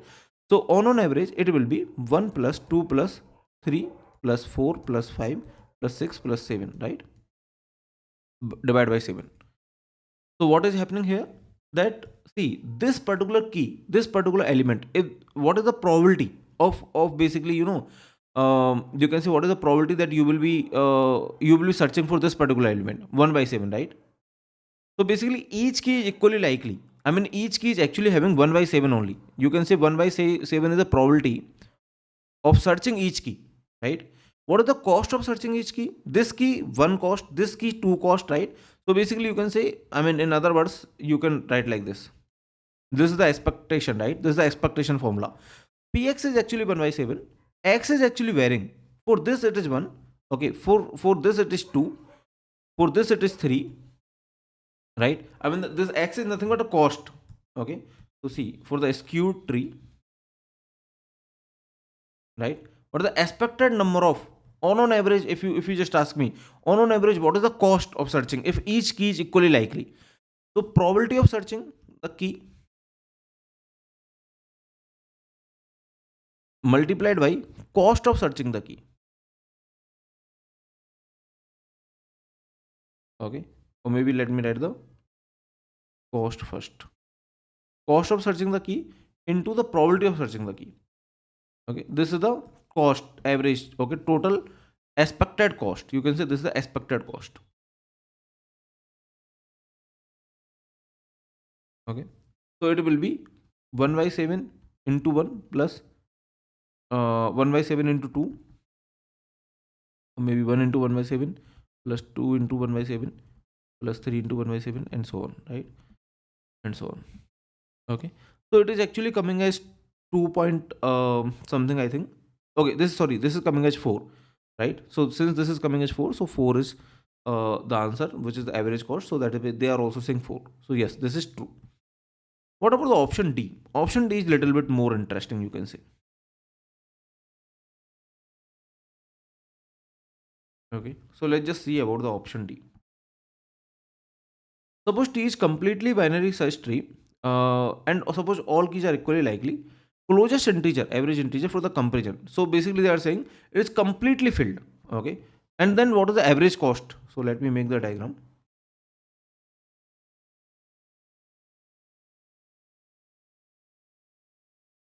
Okay, so see here, everything is equally likely, right?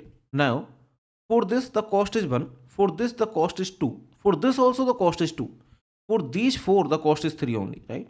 For these 4 the cost is 3. So 1, for this cost is 1 and probability is anyway 1 by 7. For these 2 cost is 1 and probability is anyway 1 by 7, right? For these 4 cost is 3 and the probability is anyway 1 by 7.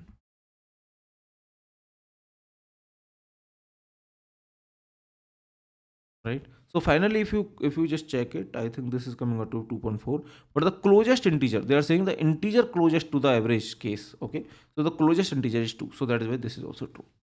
So this was actually a good question.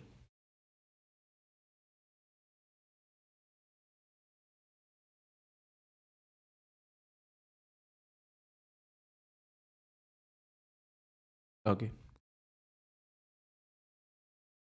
So thank you so much. So one of the student, his name is Munna Bhaiya.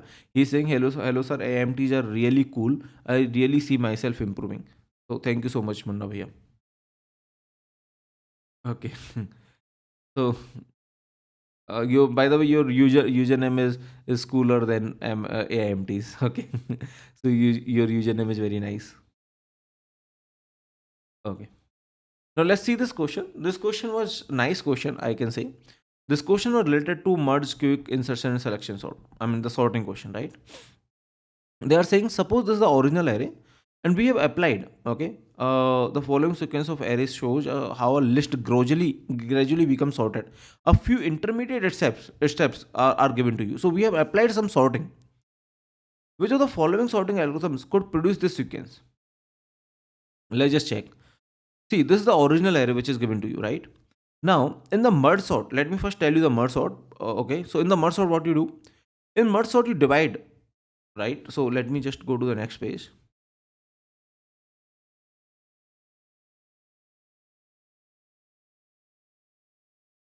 So in the merge sort, what you do? You actually divide the array into two halves, right? You will say, okay, this is this is the first half, you will sort this and you will then sort this, right? And then you will divide. So basically this is 7 0 2 4 5 3 9 1. You will divide into two half. It will be 7 0 2 4. It will be 5 3 9 1, right? And you will again divide into two half. You will say, see, this is 7 0, this is 2 4, this is 5 3, this is 9 1. Then you will again divide into 7 and 0, then 2 and 4, and then 5 and 3 and 9 and 1, right? Now see, you will keep on dividing the left. I mean, obviously it will happen on the left first. You will keep on dividing. Now when you merge, it will be 0 7, right? At this particular stage, when you merge this, okay, at this particular stage, actually this array will look like this: 0 7. Everything else will be same. I mean, you have not applied anything, right? I mean, it will be just 0 7 only. I think we have already done in the class also these kind of things. So at this particular stage, when this merge has happened, just after this merge, if someone asks me how does the array look like, it will look exactly like this. Just after this merge, right? So 0 7 2 4 5 3 9 1. Just after this merge. Now just after this merge, since this is already sorted, so it will look like this, right? Now then this merge will happen. So now it will be 0 2 4 7 and 5 3 9 1 will be as it is. 0 2 4 7 and then 5 3 9 1 will be as it is, okay? Now this 5 3 9 1 will again get splitted, right? So this is 5 3, and then just after this merge, this is very interesting. Just after this merge, at this particular stage, right?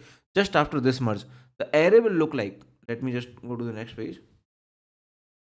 Let me tell you, just after this merge, since everything has been sorted before it, so 0 2 4 7, and then this has just got merged, this has just got merged, this is 3 5, and then 9 1 will be as it is, okay? Just after this merge, this will look like 0 2 4 7 3 5 9 1, and obviously after the final sorting it will look like this. So these steps, these partial steps are definitely possible, and it will be there in merge sort, okay? Merge sort will produce these kind of partial sorted array. Is this fine to everyone? Is this fine to everyone? Let me know. Okay. Now I hope that is understood to everyone, right? Now basically let's just check, is this even possible for any other sorting? Okay, let's just check, is this possible for insertion sort? Is this possible for insertion sort? For the insertion sort, what will happen? You will be keep on inserting, right? I mean, you will be keep on inserting. So 0 7, this is definitely possible. Then you will be keep on inserting. So you can say you might have inserted this 2, and then you might have inserted this 4. So basically you might have done, I mean, from here this is definitely possible. But when you start inserting this 3, you will not stop at this, okay? You will not just stop at this. You will basically inserting, and you will be basically inserting this till this point. So see, till this point, this is fine. I mean, it could be possible for the merge sort, right? I mean, if I just say this is 5 3, this is definitely a possible state in the merge sort, right? But if I just write 3 5, then 3 will be actually inserted at this place, okay? 3 will be inserted at this place, It will not be inserted just after this. So because of this insertion sort is not possible.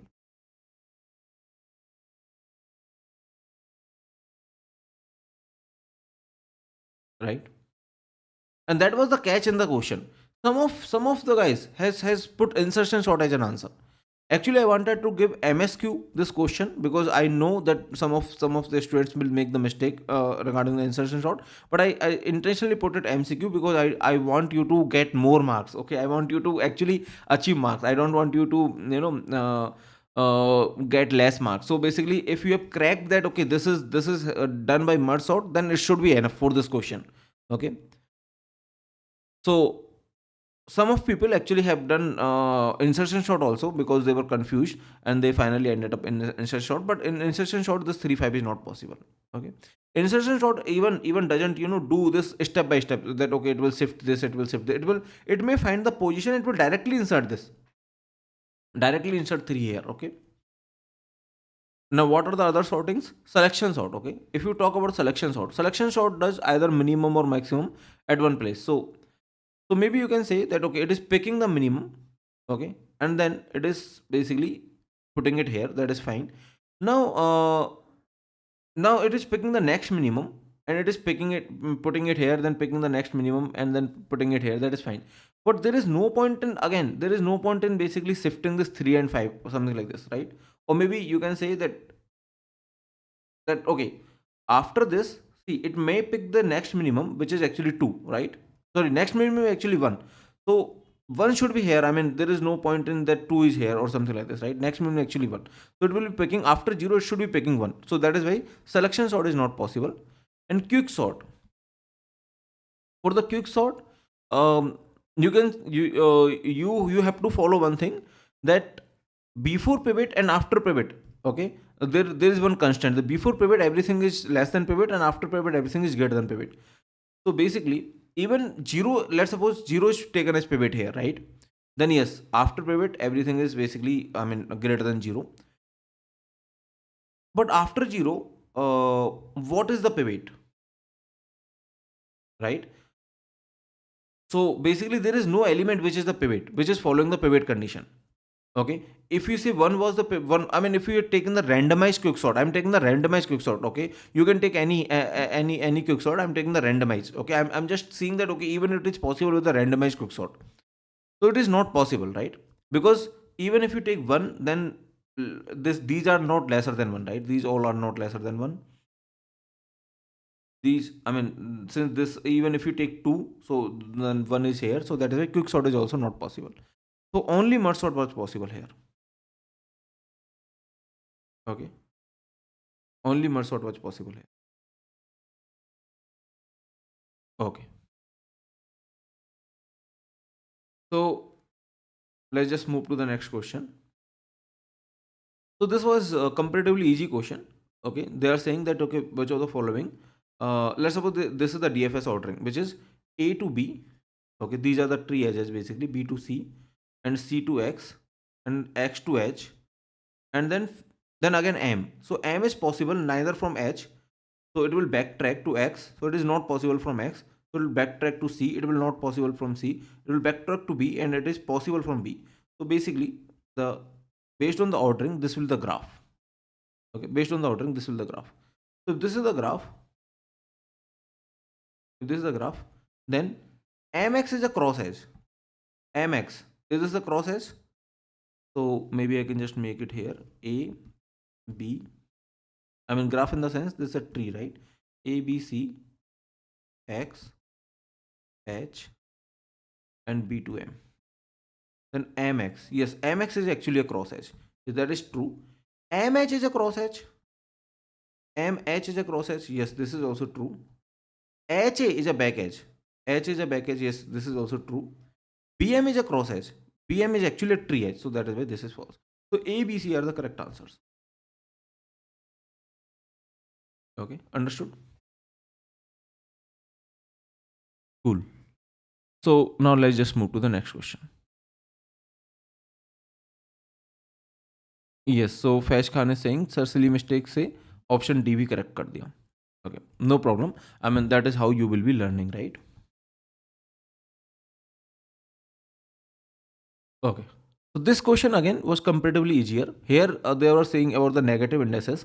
So if you recall from the lectures also, that this is actually -1, this is -2, this is -3. Now if you are saying, if you are, let's suppose in this you are starting minus length. In this case, length is actually 5. So this is actually in the hello. This is -1. This is -2. This is -3. This is -4. This is -5. So it will start from -5 to less than 0. Less than 0 means -1. -5 to -1. So basically it will print hello only. And this is also printing hello, right? So yes, these two are actually doing same. It is also, A is also printing hello. Is this printing hello? See, they are starting from -1 itself. So from this you can say they are starting from O, right? They are starting from O, right? So you don't want to start from O. So that's why it is not possible. Yes, this will be easy. This is directly printing hello. Is this also printing hello? Yes, this is actually same as this, right? I mean, there is no difference because by default it is 0. So this is also printing hello. Okay, so ACD is correct answer here. Understood? Okay. Now let's see this question. this question is saying, let's suppose this is W and you are basically having some subspace which is spanned by these two vectors. Now you want to find out the distance between this and this. You might have noticed that in this particular, AIMT, I asked these kind of questions like the very first question itself, which we have solved today. Okay. This was also related to this, that this is the span of this, and then they are asking that, okay, b minus pi is actually the distance, right? So b minus pi is actually the distance. So pi is the projection basically. Now for this particular question, right? For this particular question also, you first have to find out the projection of W, small w, onto this subspace, right? Which is W. Once you find out the projection, okay, so suppose this is small w. Once you find out the projection, you can solve this question, right? So this is small w, and then you first have to find out the pi, or maybe any other vector. You can name this any other vector. Then W minus y will be the answer. Now, how to project this W on this subspace? That was the main question in this particular question that we were asking, right? So there is a formula. Okay, this is how you will be projecting, right? So you can project it. Once you find this vector, you can take the difference and then you will say, okay, this is the answer, right? This is the answer. The distance is actually 1. Understood? So you have to know that how to find out the projection. Okay, projection of, we have seen this in linear algebra. Projection of small w on this subspace which is W.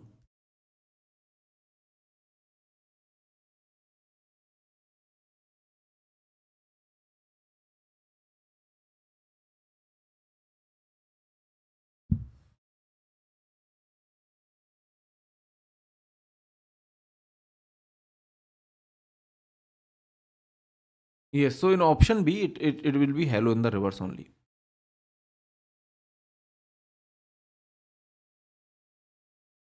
Now let's see this question. What they're saying, find the least square solutions. Okay, so how to find out the least square solution? You need to basically find out the solution for this. We know this, right?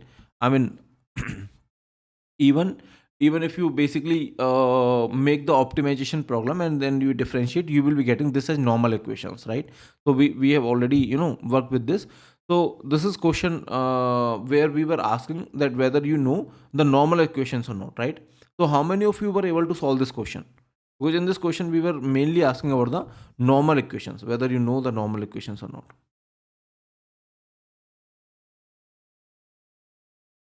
So how to solve this question? You will be basically finding out the solution for this, right? Once you crack that, okay, this can be solved using the normal equation, then it is very, very easy question, right?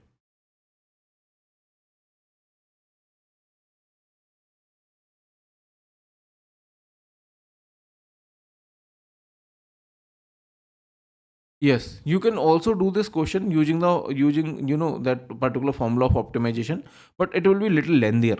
Okay, it will be little lengthier. So basically, I think you are saying that can we solve this question using,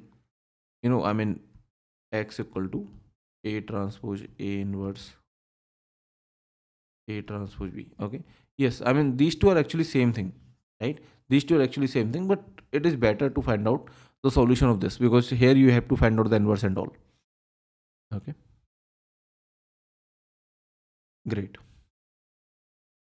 Now let's see this question. In this question, they are saying which of the following is equivalent to the condition that T is 1 to 1. What is 1 to 1? 1 to 1 means that this each element of this is only mapped to 1. I mean, otherwise this is possible. See, in any function, let's suppose if the function is x square, okay, then 2 is also 4 and minus 2 is also 4, right? Minus 2 is also 4. Both are 4. So this 4 can be mapped to in general 2 and minus 2. Okay, 2 and minus 2. But they are saying 1 to 1. 1 to 1 means that on the right hand side, there is only one point here, right? This is called 1 to 1. Now, which of the following is equivalent to 1 to 1? For each y in Rm, okay, Rm means right hand side, the matrix equation Axy is consistent.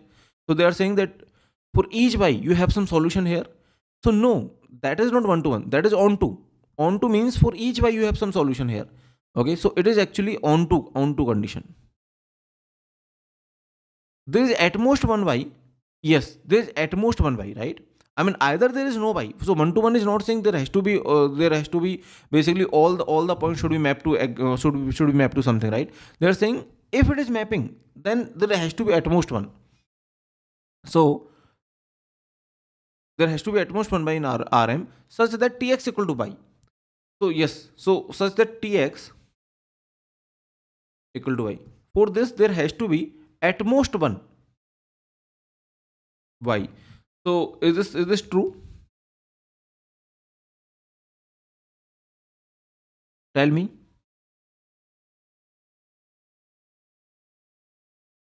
Okay, this is little trickier, right? So what they are saying, there is at most one y in Rm. For Tx, so there, I mean, this is actually the case that for each x, okay, there is at most one y. So actually, by the definition of function, there has to be at least one y. So they are saying there is, I mean, actually, this is anyway there, right? I mean, this is there is actually, I mean, exactly one y is anyway there. Okay, exactly one y is anyway there. So at most one y is not making much sense. So for each x, there is exactly one y. Then only it is a function, right? Then only it is a function. Obviously, there will be exactly one y. I mean, this t is nothing but the matrix multiplication. So ax will be giving you exactly one y, right? Ax is not multiple y's. Exactly. I mean, this is just one value. Okay, this is exactly one value. So that is why you will say it is basically not making much sense. Let's just see option C. For each y in Rm, there is at most one x. So they are saying for each y in Rm, okay, there is at most one which is mapping to this y. Yes, this is one to one, right? This is one to one definition. Okay, so for each y, if there is at most one, right? I mean, there is a y which is not mapping to anyone, but for each y there is at most one x. So this is one to one, right? What is on to? On to means you are not leaving out any y here. Okay, I mean, each y is mapping to something. Okay, so it is possible that each y is mapping to actually two. Okay, this is definitely possible. Each y is, I mean, y is actually mapping to two. But in one it is not possible. In onto it is possible. In onto it is possible. Okay. So C is the correct answer here. Let's see this question number 50. That what they are trying to say. If A is 3 cross 5 matrix with 3 pivots, the equation Ax equal to B has at least one solution regardless of what B is. Okay, so they are saying this is actually related to linear algebra. Okay, and this is MSQ question. So they are saying that A is 3 cross 5 matrix with 3 pivots. It means these are the all columns are having pivots, right? I mean, all columns are linearly independent. Sorry, 3 rows and 5 columns. Okay, all rows are having pivots. Okay, all rows are having pivots. Then, if all, see, this is very interesting. Whenever all rows have pivots, it means the system is consistent.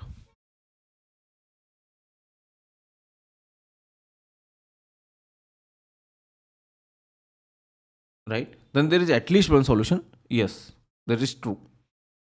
In 5 cross 3, if these are 3 pivots, which means that columns are linearly independent, then at least one solution. No, it is not necessary, right? Because 5 rows. Okay, so if these are the 5 rows, so and these are just 3 linearly independent columns. In, like, I mean, you are in R5. Okay, if these are the 5 rows, you are in R5, right? And you just have 3 linearly independent columns. Then you always have at least one solution. No, that is not true. Ax equal to 0 has infinitely many solutions. Then Ax equal to B also has infinitely many solutions. It means that columns are linearly independent. Sorry, columns are linearly dependent. Okay. So does this mean that B is also having infinitely many? No, right? B may not be in the column space of A. I mean, it is possible that B is something else. So see, just because A columns are linearly dependent doesn't mean that Ax equal to B has also has infinitely many solutions, or it is even consistent. It may not have any solution also, right? It may not have any solution. But if it cannot have unique solution, because these are linearly dependent, so it cannot have unique solution. It must be having either infinity many or no. Okay, it cannot have, I mean, it is 0 or infinity. It cannot have one solution. But yes, 0 is also possible. Ax equal to b has infinity many solutions. Okay, it means that b is in the column space and columns of A are linearly dependent. Okay, so linearly dependent and b is in the column space of A.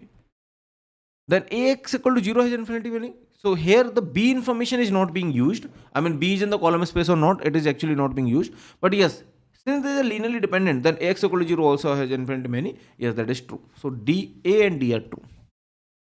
Okay, A and D are true here. Is this okay to everyone? Okay. Let's see. This is question number 51. Let's see this question.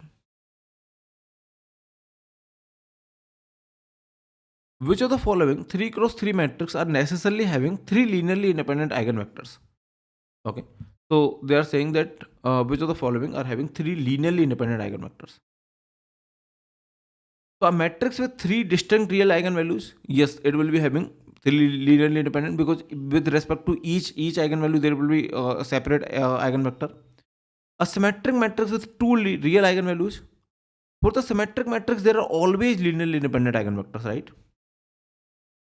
Because of the symmetric matrix. So A is true, B is true. Understood?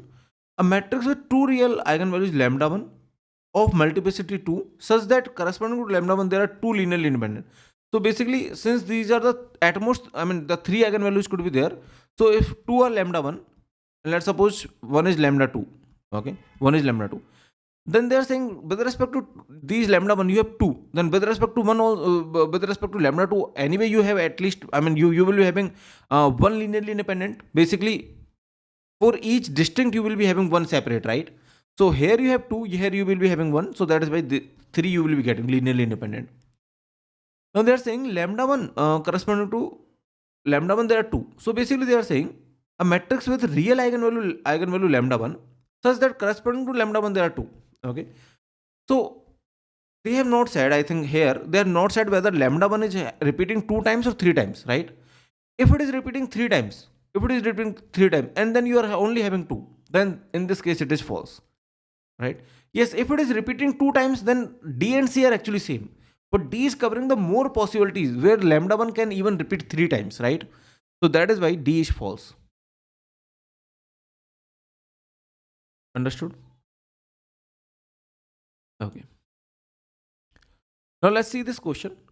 In this question is basically regarding the concept that if you basically perform the row operations,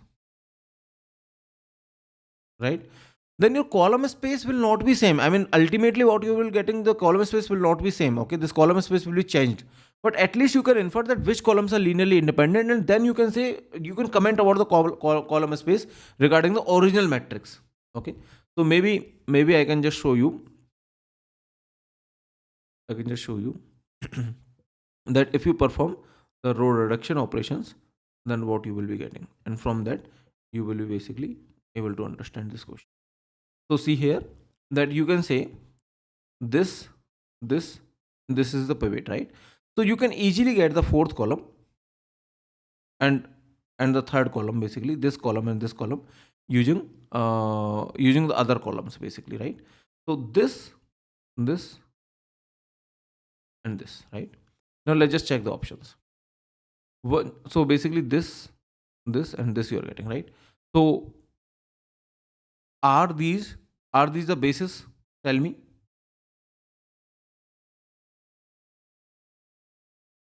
422 and this 311.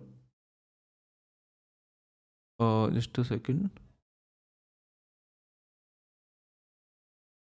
This is 350.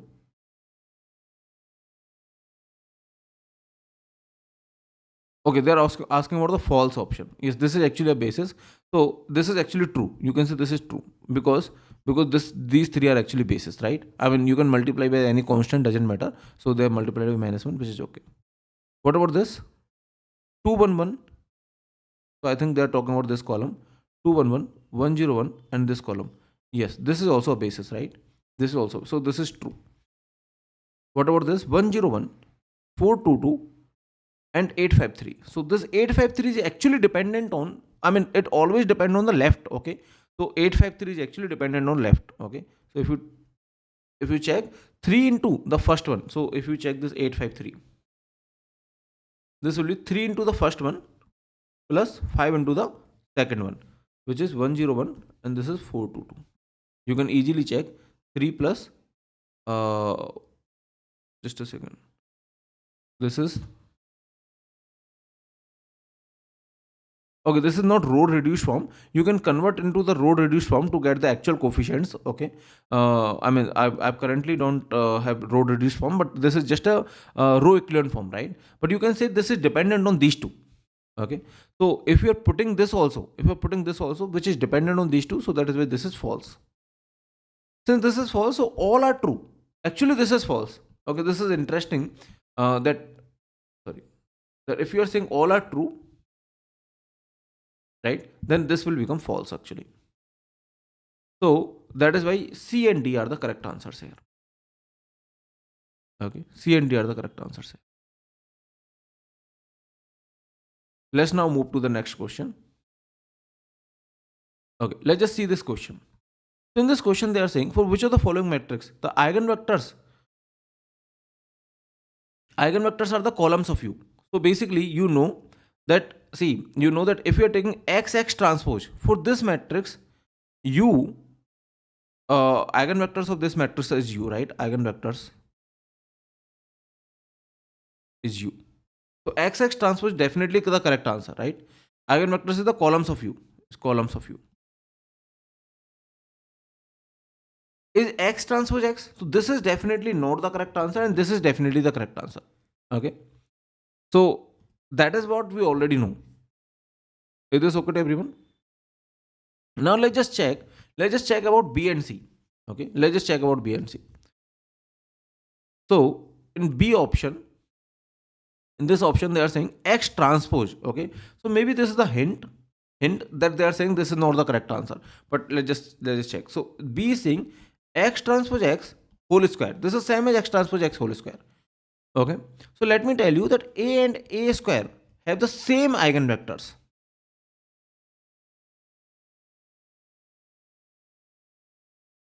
And eigenvalues will be lambda and lambda square. This is easy to prove. If Ax equal to lambda x, then if we multiply by A both sides, it will be A square x equal to A lambda x, which is same as lambda Ax, which is same as lambda into lambda x, which is same as lambda square x. So finally you can say A square x is same as lambda square x, right? So for A square, eigenvalue is lambda square, but eigenvector is x only. Okay, so that is why for XX transpose, right, the eigenvector XX transpose, if this is XX transpose square and this is X transpose X square, so here the eigenvector will be the columns of U only, and here the eigenvector will be the columns of V. Okay, see, for this the eigenvectors are columns of B because these are the right singular vectors, columns of V. Okay, we've already seen this in one of the question.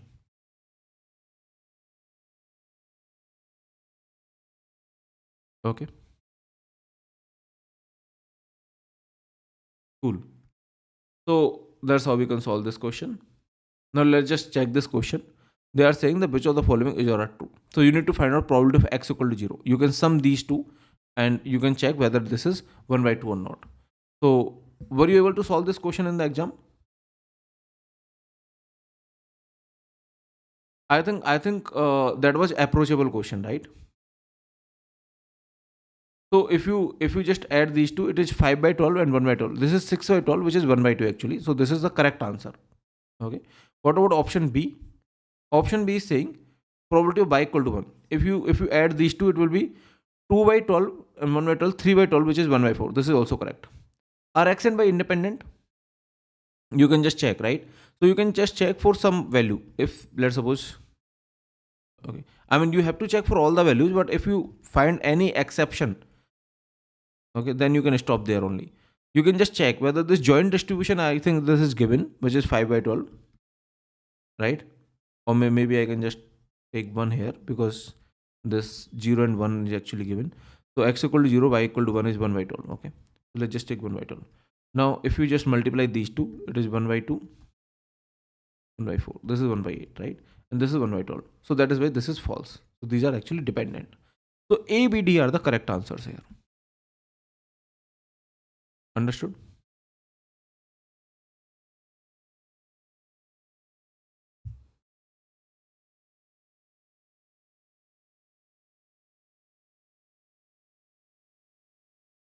Okay. This was also a nice question. They are saying what is the expected number of times you need to toss a fair coin until you see both heads and the tails at least once, right? So we know that, see, you want both heads and tails, right?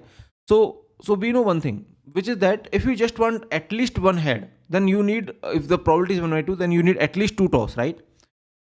So see, you will be tossing one time, there will be either head or tail. Let's suppose it is head or tail, doesn't matter, right? So one time has already been occurred. Now if it is head, now what is the expected number of extra tosses that you need to do for the tail, right? For the tail, so that will be 2. See, one time you will anyway do. Now whatever has occurred, you will again searching for rest one, right? Either it is head or tail. If this is head, you will be searching for tail. If this is tail, the first one is tail, you will be searching for the head, right? And for that, two tosses are needed, because it is 1 by p. The probability is 1 by 2, then it is 2 tosses are needed, right?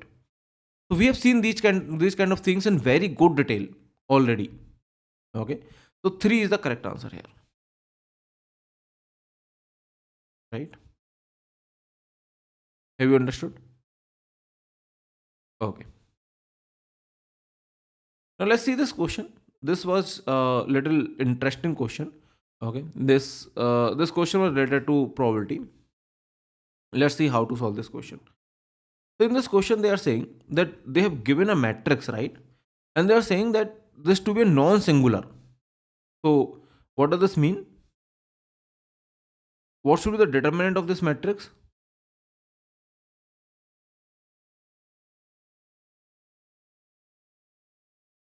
Tell me. See, the determinant of this is actually x1, x4 minus x2, x3. Okay. And we want this determinant to be 0, because they are saying non-singular. We want this determinant to be 0. Now, how this is possible that x1, x4 and x2, x3 is actually same? Right? See here that this can either take 1 or minus 1. How this is possible? When both are 1, I mean, this is 1 and this is 1, or both are minus 1, right? Both are minus 1. In these two cases only it is possible.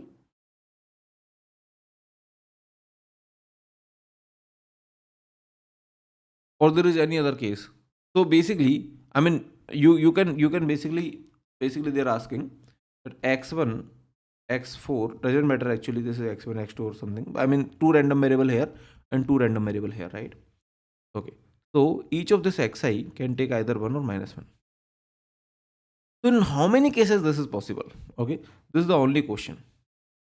Basically, total there are 16 cases, right? I mean, if you make the table x1, x2, x3, x4, if you make the table, so there are total 16 cases. 1, 1, 1, 1, minus 1, minus 1, 1, minus 1, like that, right? The total 16 cases are possible. 16 cases total. But out of these 16 cases, in how many cases these two are equal? That is the question.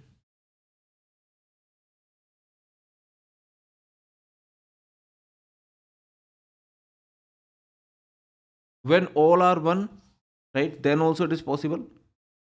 When all are 1, let me list out all the possibility. When all 1, when all are minus 1, right? These are the two cases only. Are there any other cases?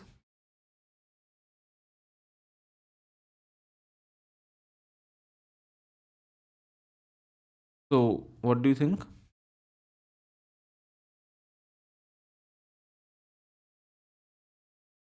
Are there any other cases?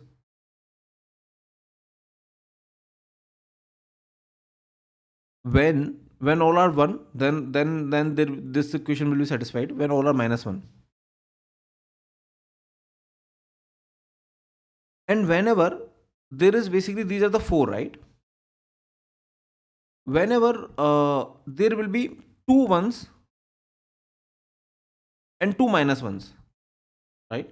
2 ones, basically you can give 2 ones to anyone, okay, and 2 -1s to anyone, or maybe you can give, because see, ultimately it has to be basically if they are equal, then you can say they have to basically cancel out each other, right?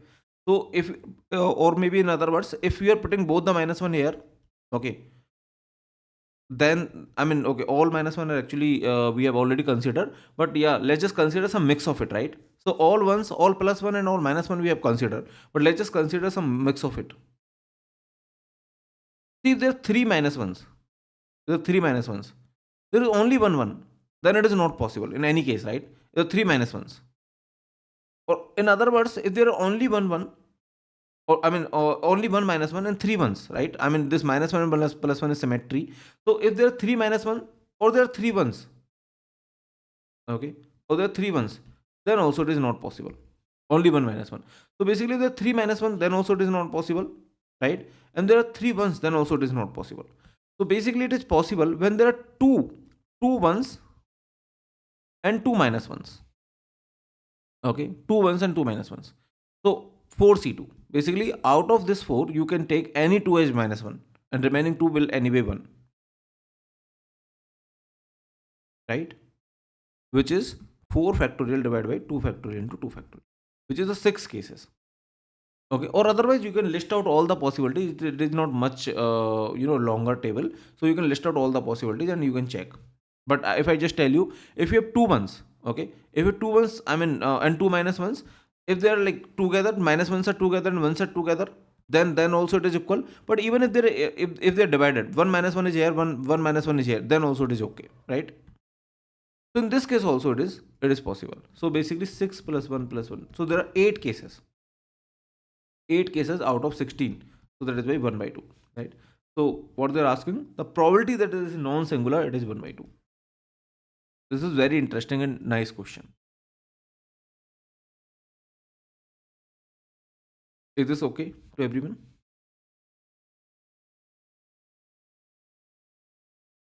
Okay. So now let's just see this question. This was the next question, which is question number 57. This question was related to Taylor series. Okay. So this is a direct Taylor series question. So maybe I think I can just give you the formula of Taylor series to solve this question. Okay. So this is the formula of Taylor series. You might remember. This is the formula of Taylor series, right?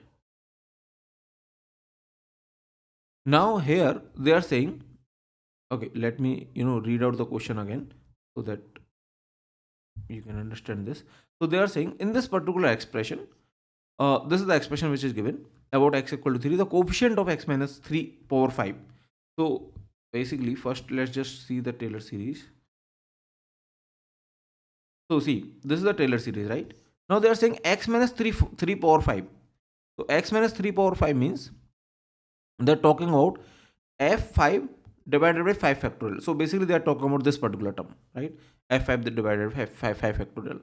So if you calculate f5, this is 1 upon 2 power 5. You can keep on calculating because e power x is very easy to differentiate, right? So f5 is very easy to differentiate. So if you keep on doing it, this will be the answer, right? And then if you substitute the value, then B will be the correct answer here. Okay. Okay. Now let's see this question. This question was related to cumulative distributive function, CDF. Okay. So this question, I mean, this kind of graphical question we have done in the class also regarding the CDF. Okay. So, but let's just do it again. So in CDF, there are like few properties. CDF says, you might remember CDF, right? It says that basically, I mean, how does the CDF gets calculated? F of x should be f of x. Let's suppose I'm calculating f of a. It should be minus infinity to a fx, right? This is how you are calculating CDF. Do you remember? How many of you remember?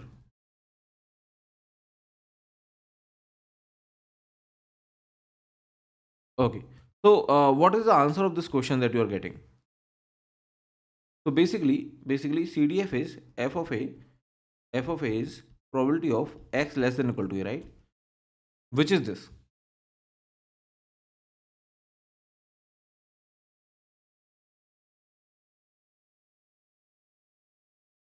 Okay. Now see, they are saying examine each graph and select that which one is the correct representation of CDF or the valid representation of CDF. Okay.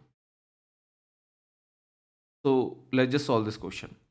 See, is this A the valid representation? Is this increasing function? You have to check few things here. Is this increasing function? Yes, this is increasing function and there is no problem. I mean, this is a valid CDF. This seems like a valid CDF. What about B? What about B? Is this a valid CDF? In CDF, actually, we have these steps, right? I mean, this seems like discrete random medieval CDF. Okay, so at particular, whenever there is a probability mass, there will be a jump, right? But at this point, if there is a probability mass, then there will be a jump. Actually, this should not be whole here. CDF is at this point. If there is a probability mass, then you will be jumping, and then you will be saying that this should be actually the dot. Okay, the whole should be here. It is actually in, if it is in reverse way, the hole is here and this is the dot, this is a solid line, then this is a valid CDF. But since there is a probability mass at this point, you will be jumping at this point, right? You will be jumping at this point directly. This is a discrete CDF. Okay, you will be jumping and at this point there will be the concrete value. Should not be whole. Doesn't make any sense to have whole. So that is why it is not a valid CDF. CDF is said to be right continuous. Okay, right contiguous. Which means at the right side it is actually continuous, which means that basically at the right side you will be having the whole. Okay, so which means at this particular point, okay, or maybe at this particular point it should be contiguous, right? Which means that if you are having hole here, then at this particular point, or maybe I can just give you the another plot. See, so initially let's suppose you are having 0. Okay, and let's suppose at some point at x equal to 1, there suddenly you found out, okay, there is some some probability mass at x equal to 1. At x equal to 1 you found out that there is some probability mass, so you will be basically jumping. Now since you're jumping, you should be jumping with a solid line, right? I mean the solid dot, right? And then you will say that, okay, there is a hole, in the sense that at this x equal to 3, let's suppose this is, or maybe x equal to 2, this is x equal to 2, let's suppose this is a dice roll. Okay, in case of dice roll, at x equal to 2, the probability will again go to this is 1 by 6 basically, and then this is again 1 by 6, so this is 2 by 6. Okay, so this will again at x equal to 2, you will say it is 2 by 6. Okay, this is a solid point, right? Now it is contiguous at 2, in the sense it is right contiguous at 2. It is not left continuous, so don't worry about the left continuity at 2. Right continuous means value at 2 is same as f2 plus. Okay, this is called right contiguous.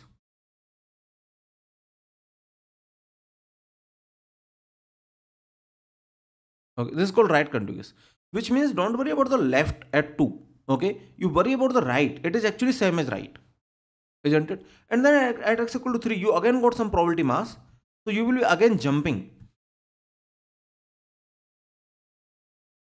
Okay, you will be again jumping, something like this. Is this okay to everyone?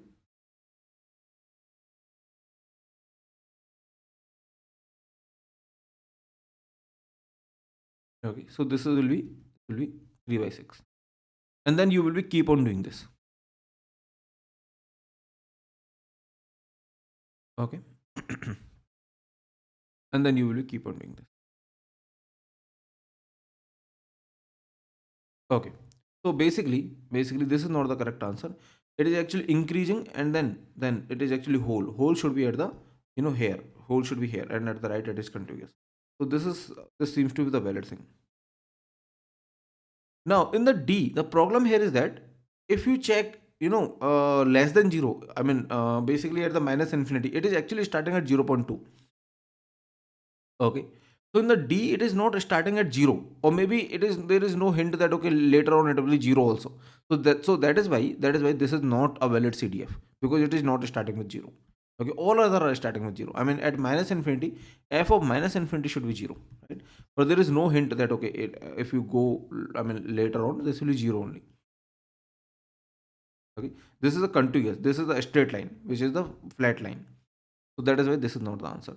So A and C were the answers. We have seen these kind of questions in the class also.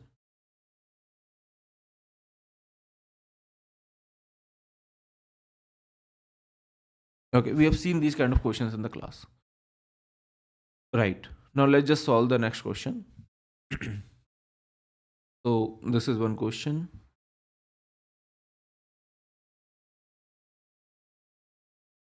Okay. So in this question, they are saying that suppose this is the function. Now they're asking you, no, I mean, they are saying this is a function of f dash. Okay, this is not a function of fx. This is a function of f dash x. Okay, now they're asking you to basically select which is the correct option. Okay, for f. So first notice here, from 0 to 1, this is negative, or maybe, sorry, positive. So from 1 to 3, you can say it is negative. So if f dash is negative, then function should be decreasing. Okay, I mean, don't worry whether it is negative and then it is convex or something. You just say that okay, f dash is negative. Just worry about the sign here. From 1 to 3 it is negative, right? So in 1 to 3 it should be decreasing. So in 1 to 3 function should be definitely decreasing, but it is decreasing and increasing. So A is definitely not the correct answer. Okay, in between 1 to 3 it is decreasing. Yes, B could be the correct answer. Could be the correct answer. In 1 to 3, it is increasing. It is definitely not the correct answer. In 1 to 3, it is decreasing. It could be the correct answer. Okay. So B or D could be the correct answers here. Understood? Now let's just check among this B and D how to differentiate, right? Maybe you can check. Okay. So see here. Now in this 0 to 1, it is basically positive. So it should be increasing. In 0 to 1, it is increasing here also. In 0 to 1, increasing here also. Okay. So maybe we need to check about the f double dash, right? F double dash. Okay. Now can you tell me what about f double dash? F double dash is greater than 0. If f dash, if you check the f dash is actually decreasing till 2. If it is decreasing till 2, so you can say it is less than 0. It is f double dash is less than 0 between 0 to 2. Okay. If x is between 0 to 2, so f double dash is less than 0. Why? Because f dash is decreasing. It means that f double dash is less than 0. It also mean with respect to f, it also mean it will be concave down. Okay, from 0 to 2, it should be concave down. It should be something like this, from 0 to 2. From 0 to 2, it should be concave down. From 0 to 2, okay, here also it is concave down. Okay, interesting. Now from 2 to 3, since it is increasing, that is why f double dash is greater than 0. Okay, between 2 to 3. Between 2 to 3, f double dash is greater than 0. It means what? See, why I'm saying greater than 0? Because f dash is increasing. Okay. Since f dash is increasing,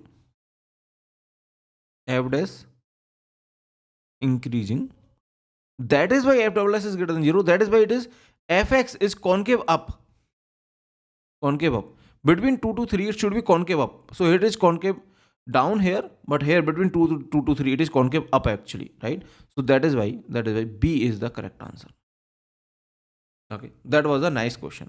How many of you were able to solve this question?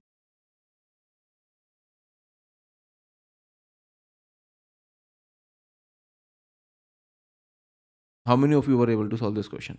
Let me know.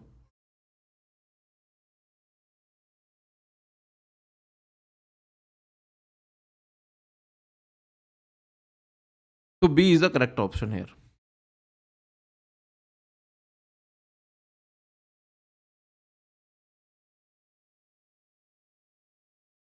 Okay. Now let's see this question. This question was basically, a nice question, and similar question we have put in AIMT 1 also.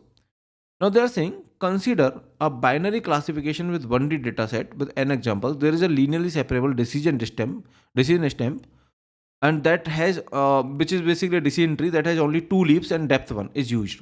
A decision stump determines the threshold by finding the midpoint between the closest positive examples and the closest negative example. If the dataset contains at least 2 positive examples and 2 negative examples, then what is the tightest bound on the leave one out error? Okay, so basically they are saying there are some positives, there are some negatives. Decision stamp will basically say that okay, this is your boundary. Now what is leave one out error? Okay, there are n examples. See, if you miss this, I mean if you remove this, then it's possible that boundary shifted here. I mean depending on that how these points are there, right? It is possible that boundary shifted here. In that case, it will be misclassified, right? See, suppose you have few positives and few negatives, and initially you are saying boundary is this, right? Now, if you remove this, will the boundary shift? No. If you remove this, will the boundary shift? If you remove this, no, right? If you just remove any of the point apart from these 2 points, boundary will not shift. Boundary is determined by these 2 points only. Okay, because we are finding the boundary based on the criteria that okay, whatever is the closest plus and minus, we will take the midpoint of that, right?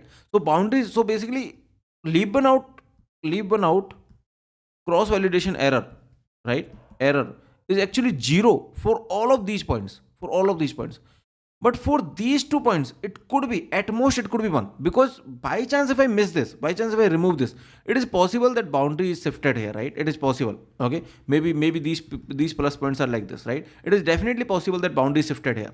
So that is why there could be error on this, there could be error on this. So there are only 2 points out of n points where the error could occur, right?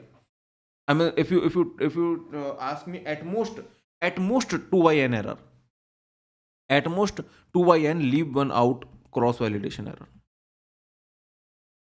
Understood?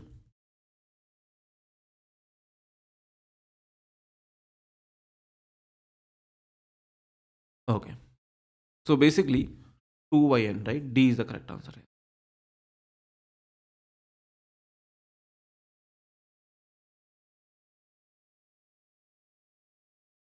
Now let's see this question. This question was related to neural network. Okay, a simple differentiation with respect to some parameters, which is also called back propagation. They have given neural network like this. Okay, so this is the final function that you are having. Now they are saying that what is this differentiation with respect to W2? Okay, you want to find the differentiation with respect to W2. We have already seen these kind of things, right? That how to find the differentiation of the function with respect to the parameters. Okay, you can apply the chain rule here. Okay, so so what is the answer that you were getting in 61? If you apply the chain rule, then what will the answer? Let me just, or maybe I can just apply. So basically fx is given as for xw. Let me just copy this.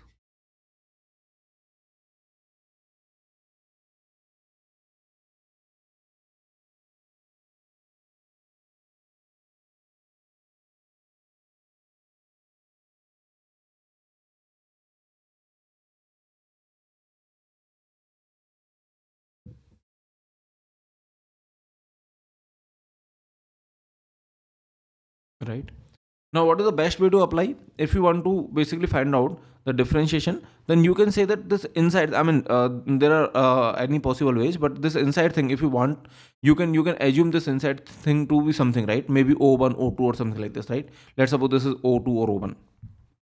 Okay, then let's suppose this is O2.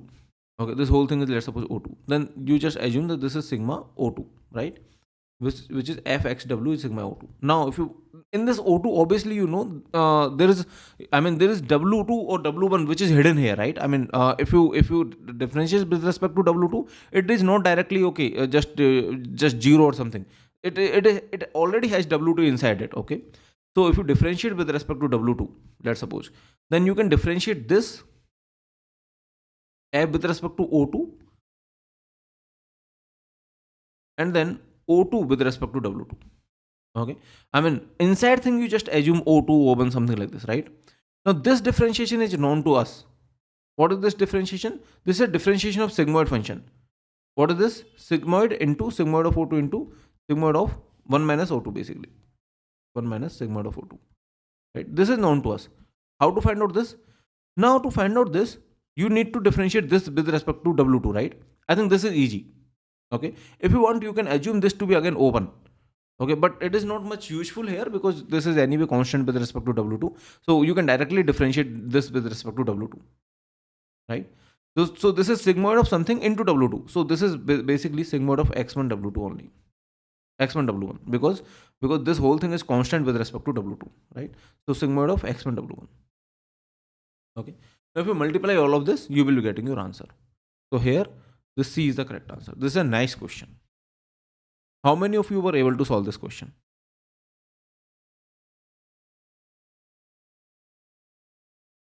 Right? So generally if you want to differentiate and whenever there is a sigmoid, just assume the inside thing to be some O1, O2 or something, right? Like that. Now let's just see this question. What they are saying, consider this set as, okay, they are saying which of the following is true about the support vector SVM, support vectors in the SVM. So we know if this is soft SVM, in case of soft SVM, okay, so we know one thing, that let's suppose these are all positives, right? These are all negatives. Now in soft SVM, basically, since we are allowing positives to be here, negatives to be here or something like this, right? If this is within the boundary, then also this is a support vector. This is a support vector. This is also a support vector. Okay, all within the boundary are support vectors. And in the soft SVM, if something is misclassified, let's suppose here or maybe even here, okay, something is this plus is actually misclassified. So all misclassified points also is a support vector. So all misclassified and all within margin also support vector. Also means these are anyway the support vectors, right? These are some of this are anyway the support vector. So all misclassified and let me write and here because from this it will get confused, and all within the margin are also support vectors. This is the point, right? Now let's just see this question. This question 64, right? This was MCQ question. So what they are saying, for all support vectors your slack will be greater than 0. No, for some of the support vectors like this, okay, for these support vectors slack is actually 0. For all support vectors slack is actually 0. No, for these support vectors like this slack is actually greater than 1. Sorry, greater than 0. Right? For some of the support vectors slack is 0 and for others, yes, that is true. For some the slack is 0, for others the slack is actually greater than 0. And there is no concept of greater than C, okay? No concept related to greater than C or less than C, okay?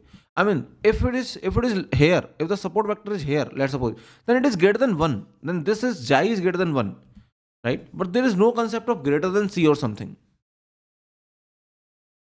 Okay? So that is how you can solve this question. So that is the complete discussion of this AIMT. Okay, just let me know if there is any other doubt. If there is any other doubt, you can just let me know and just comment out, okay, about this discussion. Okay, if you have learned anything if you have learned from this discussion, okay, just one word comment is also enough. Nice, good discussion, okay, something like this. If you have learned anything, just even the one word comment is also enough. Okay, just let me know if you have enjoyed this discussion. Okay.